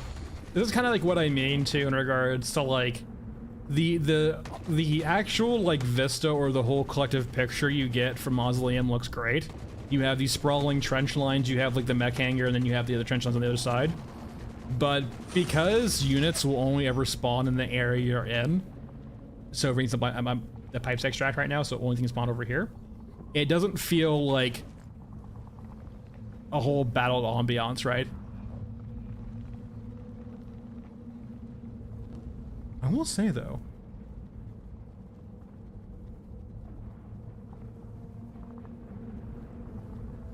if you listen very carefully, there actually is some background ambiance. It's just insanely quiet. Like artillery. Hey, is there a sound for ambiance at all? I don't want to make it too loud.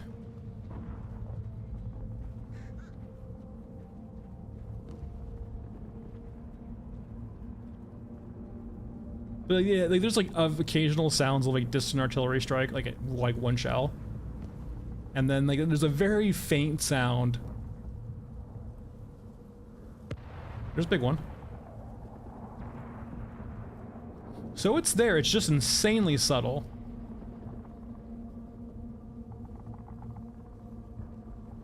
Okay. But no, like, yeah, so it makes a lot of sense, right? They can't have every unit on the map at once because it destroys performance. Like, this is already like the worst performing map by far. So like, you can't have everything spawn here and have it be fine FPS wise, especially considering this game's mainly CPU bound. It would destroy everyone's frames. But no, I would love to see like ways that they can cheat it, right? Ways they can like, essentially no game tries to actually like simulate entire off map or like nearby things as actual things going on. They cheat it, right, by not showing you it but having the sound effects play.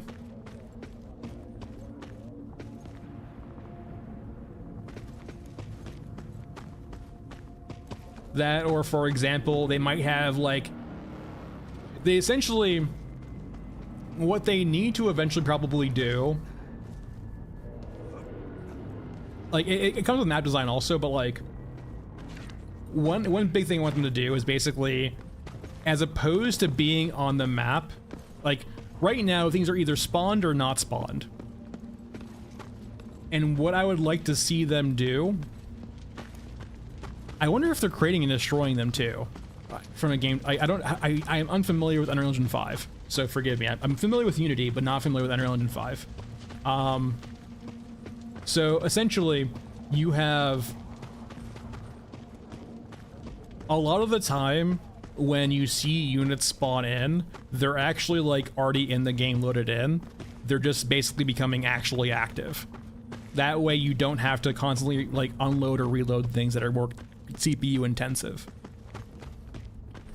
So, like, if they're already technically loaded into the game, they're just not, like, actually present yet, like, visible yet, but they're actually already there. Like, I feel like there's ways to cheat around that, perhaps, and, like, kind of have the ambiance going on over there. Yeah, Blood Panda. Now, I will say, exactly what Space Marine 2 did, right?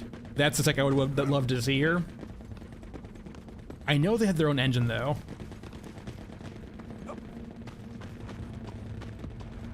And, like, it kind of ties into the point that I believe Ben made earlier, right?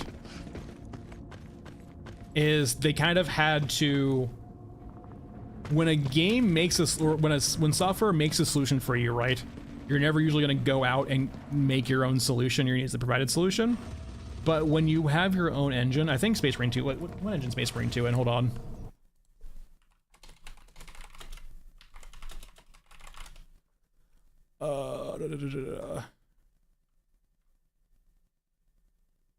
Yeah, its own proprietary engine, right?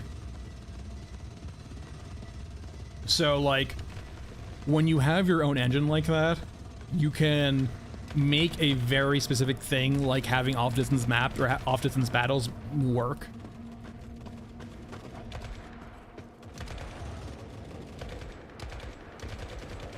Thanks, Bob. I appreciate it. Not necessary, but I appreciate it regardless. Jackpot. Yeah. Which I think is probably its own engine too, right? Or maybe Unity? If it's a core tenet of your game and you spend time creating a solution for it, yeah, it will work. And there's, like, for example, too, if you go back all the way to, like, say, if you go all the way back to a game like Subcon, right? Supreme Commander, they also had an engine that could handle lots of things going on at the same time, but, like, once again, custom tailored engine for that exact purpose. And maybe that's, for example, one of the reasons why they brought in, I need tool still components. Maybe that's one of the reasons why they brought in an engine expert, right? To maybe help them facilitate ways of creating battlescapes like that. Because that would add, like, if we actually had that scenario, right, where we had, like, the Space Marine 2 sort of, like, off the map or distant battles going on, yeah, that'd be fucking gnarly.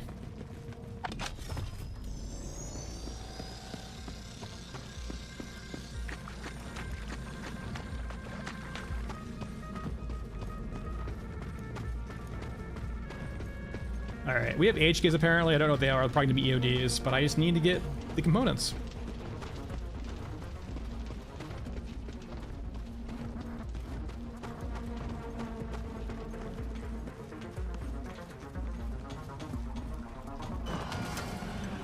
Oh no, I'm very much looking forward to, like, effects also.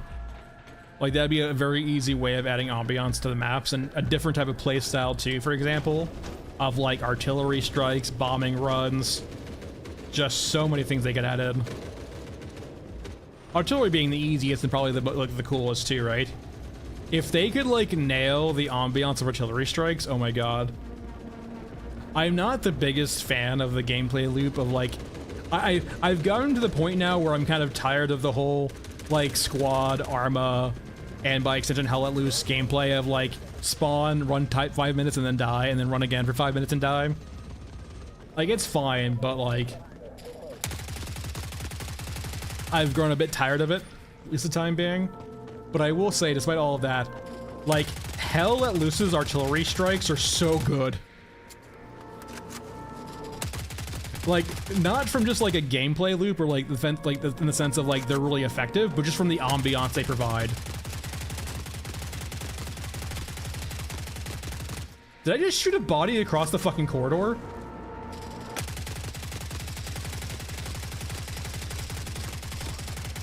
Yeah, that EOD just got shot. I didn't get a good look at it, but I shot that EOD back all the way. What is going on right now?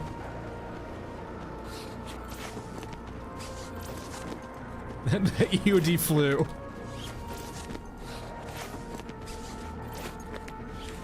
And I didn't comment it also, but like they were asking for like performance feedback, and the only map I had to get feedback on is this, right? And I don't really have like descriptive feedback, it's just that this is the worst performing map in the game.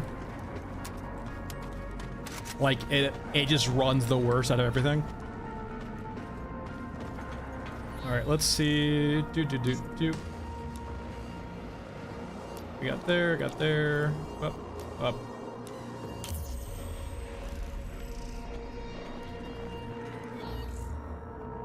Good there.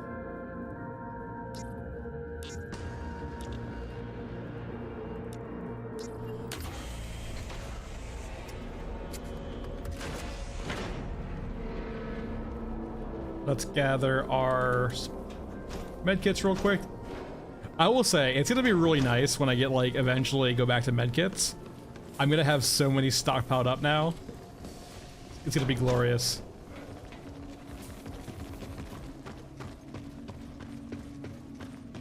Because like when I do use medkits, I burn to them so quickly. Delta, I would love that too. One of the coolest things I love in like back in the day when I played Helldivers, right? Seeing nukes go off in the distance, real cool.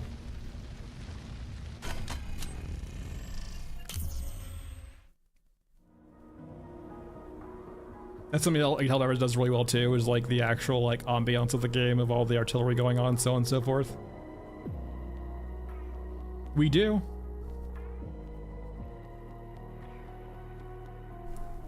I would love for them also just to like, if night ships were optional, it'd be so cool to like jack up the difficulty too.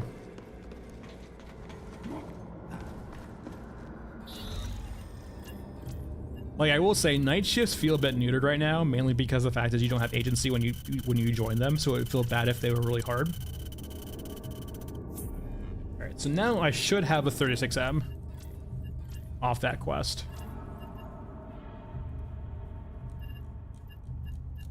Yep, there it is. My big boy. So we probably shouldn't use that one just because it's not. It's considering we're old man. Like 20 mil already takes up a ton of space, but considering we're old man, we don't have good rings in the first place. It's gonna be bad. So close. Like, I honestly feel like you almost need the pack mule to be able to use the 20 mil.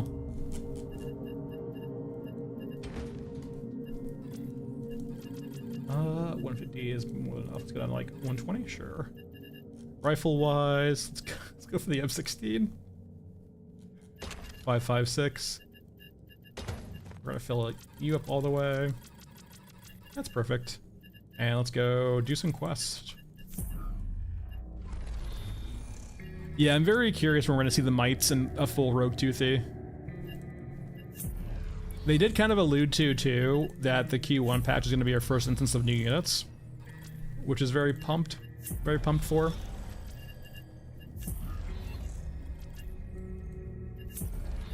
Come on, I know you're here. Meanwhile, I guess. Really? I don't really want to do clear skies again.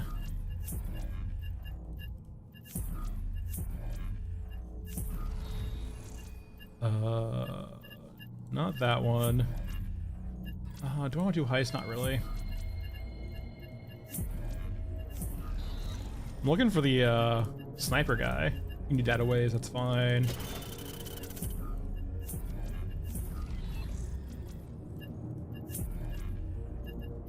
Not clear skies.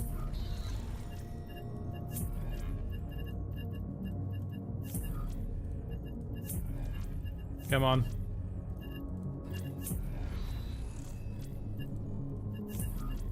Sure, that works. Now we're just looking for clear skies. I'm like 90% sure it's off this guy. There we go. They spoke against one's camp. There we go. And we're gonna do Frozen Swamp. We're gonna spawn at the injection well. Hold on, I need to jump also. There we go.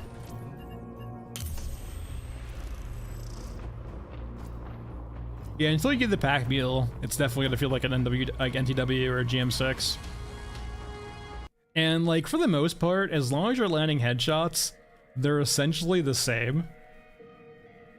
It's just when you get body shots, the 36M is a lot better.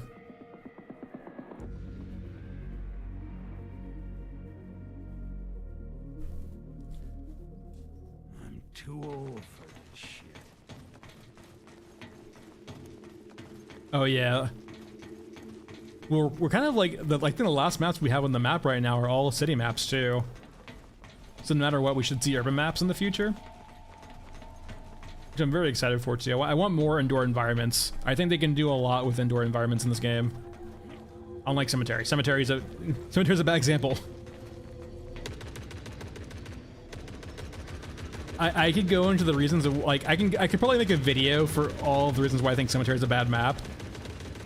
It just is probably not a video I want to make. I don't generally want to make it as a purely negative video if I can help it.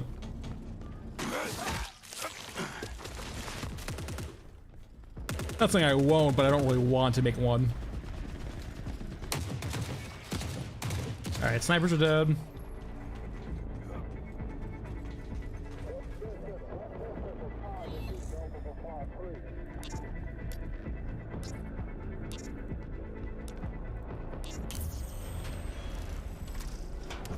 Alright, so what I want to explore here, right, is you can actually mantle through here. Gotta be a little bit careful.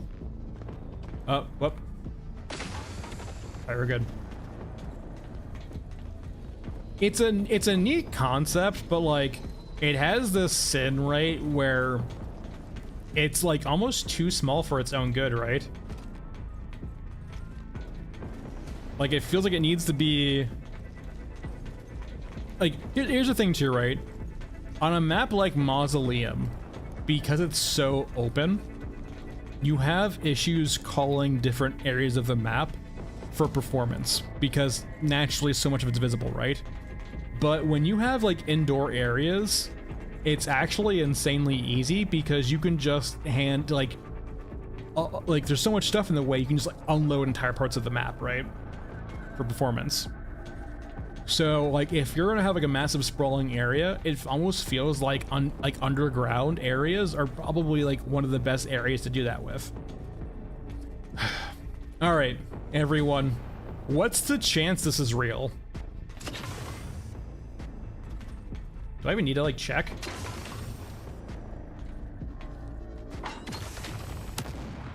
Are you not spawned? It makes me so sad if you're not spawned. All right, what's the chance this is real, guys? Got like a 20% chance, 30% chance? What is the chance I can jump on this with the Matic jump? This is so sketch. Hold on. Hold on.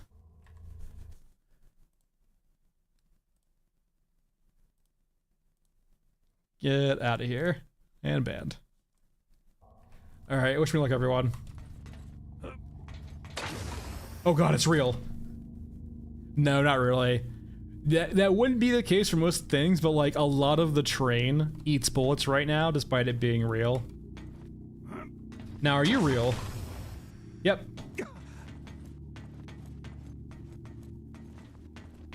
He's not up here? He's still not spawned yet? Oh, I was hoping to make this work.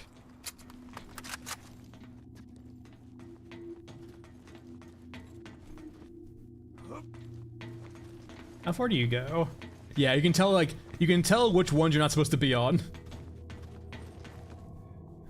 I don't believe I belong here.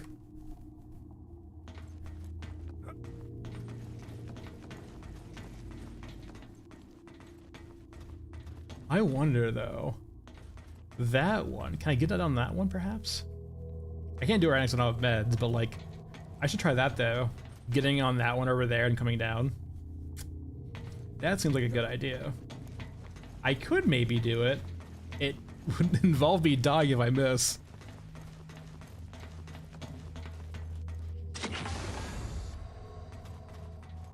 It's so quiet right now too. There's nothing fighting.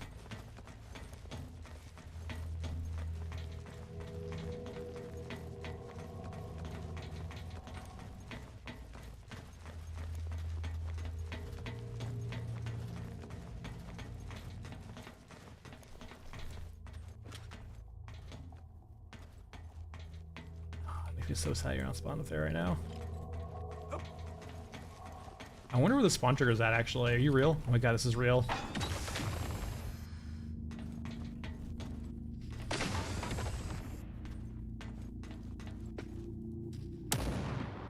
Cow, don't look down. It's fine, just water down there. I can make a cannonball.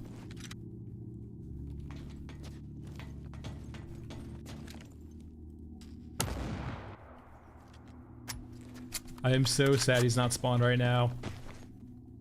Okay, apparently only part of that was real. I think I'm actually just dead now. I don't think there's a way for me to get down without dying.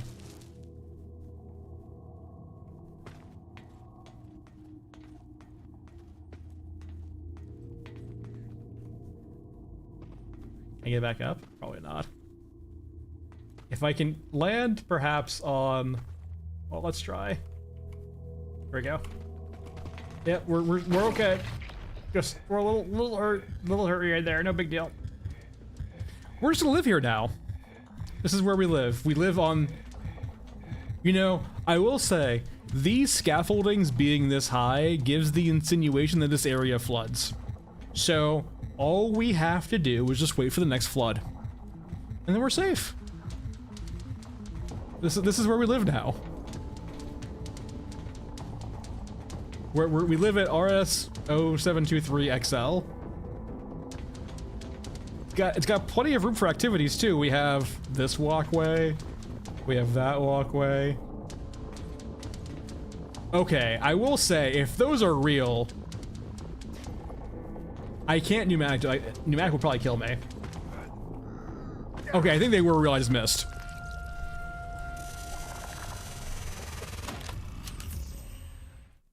I will say it, Blood Panda, I actually weirdly, this is definitely not intentional from them, I feel like. I actually do enjoy, like, the parkour slash jump aspect of the game a bit.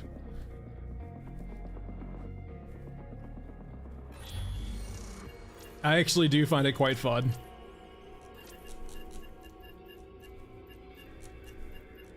Alright, we need rifle.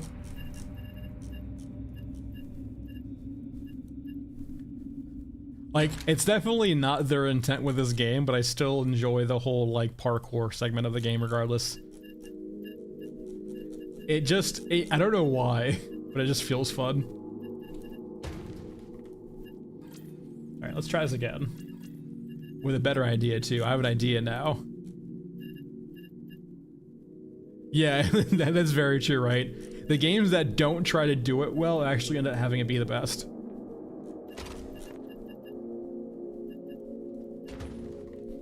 Alright, regions, frozen swamp, injection well.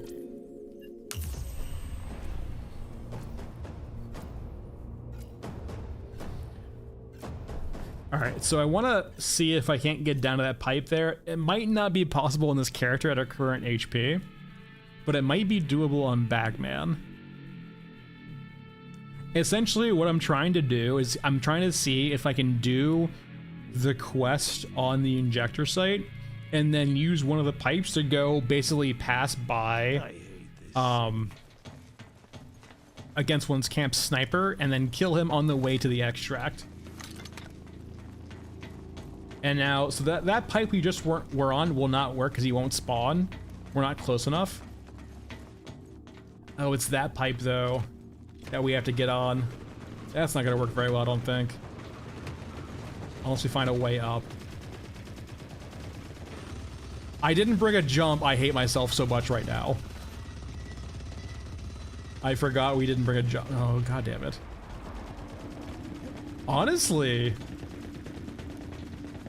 Oh, it would be so sketch.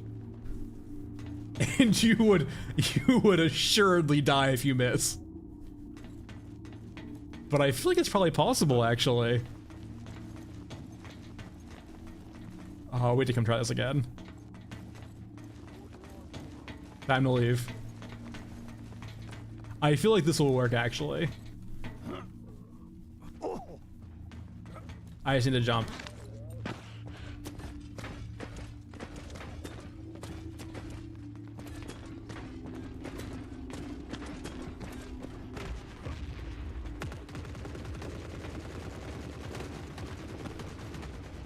Who's a good sniper? Who's a good sniper? We're a good sniper. Hold on. I have to go around.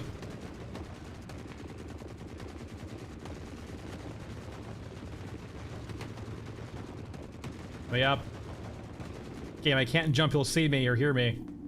Game.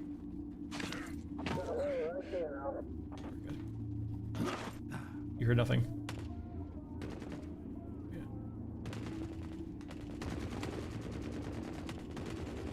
This backpack. Whoa, whoa, whoa!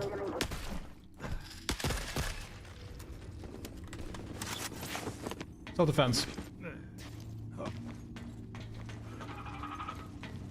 There's a helicopter over there. I will say too, I am very much looking forward to seeing the helicopter get a rework in regards to its animations. It literally feels like it's just being pulled around. Like, if you've ever like done 3D modeling and you just like you pulled something through like the X, Y, and Z direction, it feels like there's a person just doing that right now to it.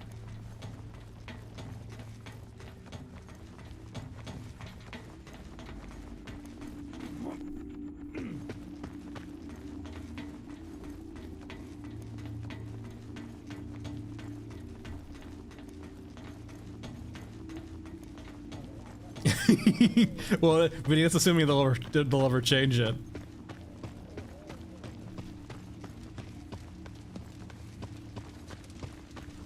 I imagine they will, though.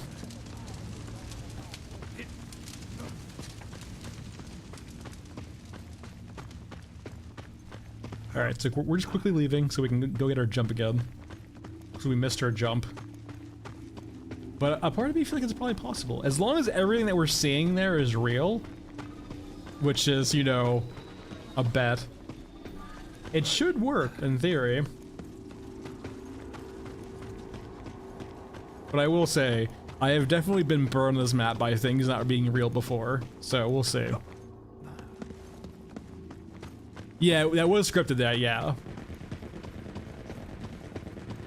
Home free. I will say that's definitely an aspect right now, is a lot of the sounds seem to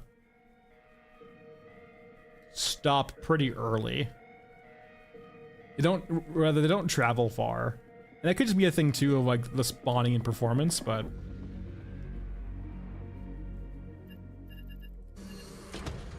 a lot of the sounds don't seem to travel very far. All right, let's go ahead and go back down here. 50 cal.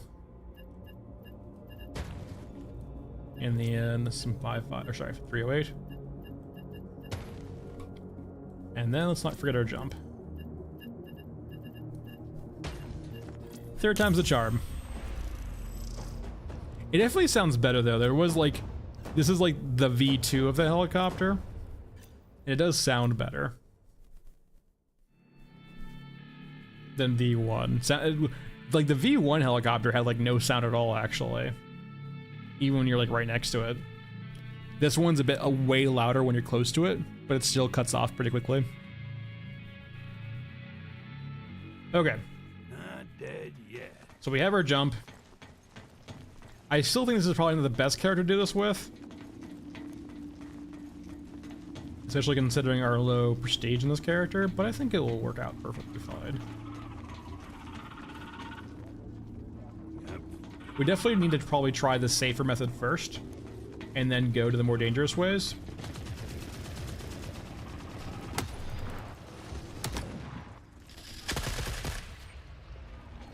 Okay. So let's try to get up here.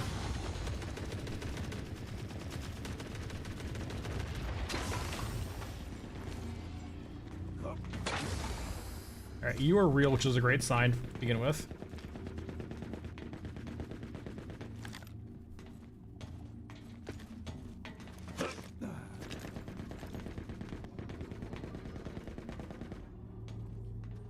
Okay. Now... Wait, can I just go in this? I was scared of going in that wall if I'm gonna fall.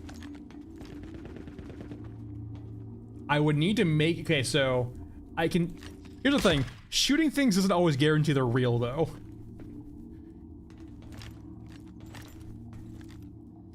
If that looks real, the only problem is gonna be clipping that freaking wall here. Is there a way I can get more height? Let's go back this way for a second before I commit to suicide. If I can get on top of this one here, it'd be way safer.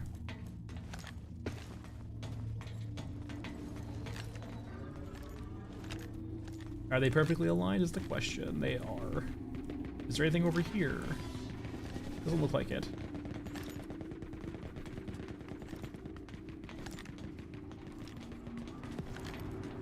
If I do fall, there it is. Yeah, I just hit the wall there. I feel like that has to be the jump then. He's gotta wing it. I'm not sure if there's another way up. Well, actually, hold on here. This is getting more complicated by the second, actually. Let's try this. Okay, we're up here. It did require the whole crouch jump bug. Ow. It doesn't want to let me up all the way, though. Try maybe jumping up here. Okay. Only problem is going to be clearance, and we're still pretty far away.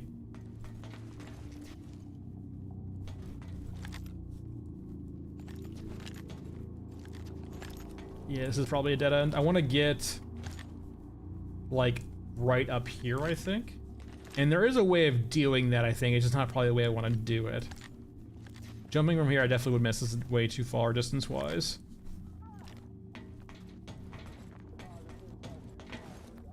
But I have an idea. I've gone up here before. It's been a while. I don't think it goes all the way over here, though. Yeah, it goes over here. Can I get up there?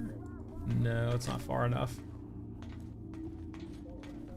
Alright, we're gonna try the really risky way. I can explore more later in the future, but like, this is probably the most obvious way. If you could get up there and jump over, maybe, but that seems like a hard issue getting up there in the first place. Okay, so the issue here is gonna be clipping into the wall. Or hitting the wall as you try to jump over to that little small segment. It's definitely, I think, doable. It's gonna be an issue. I definitely think you can probably avoid the wall and get there. I think it has to be from these. Can I stand up at all? If I can't stand up, this actually probably is a bust. Wait a second, actually.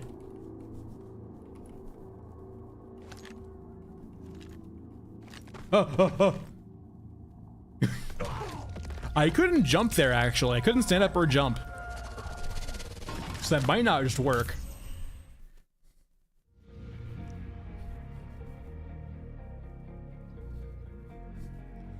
Quite unfortunate.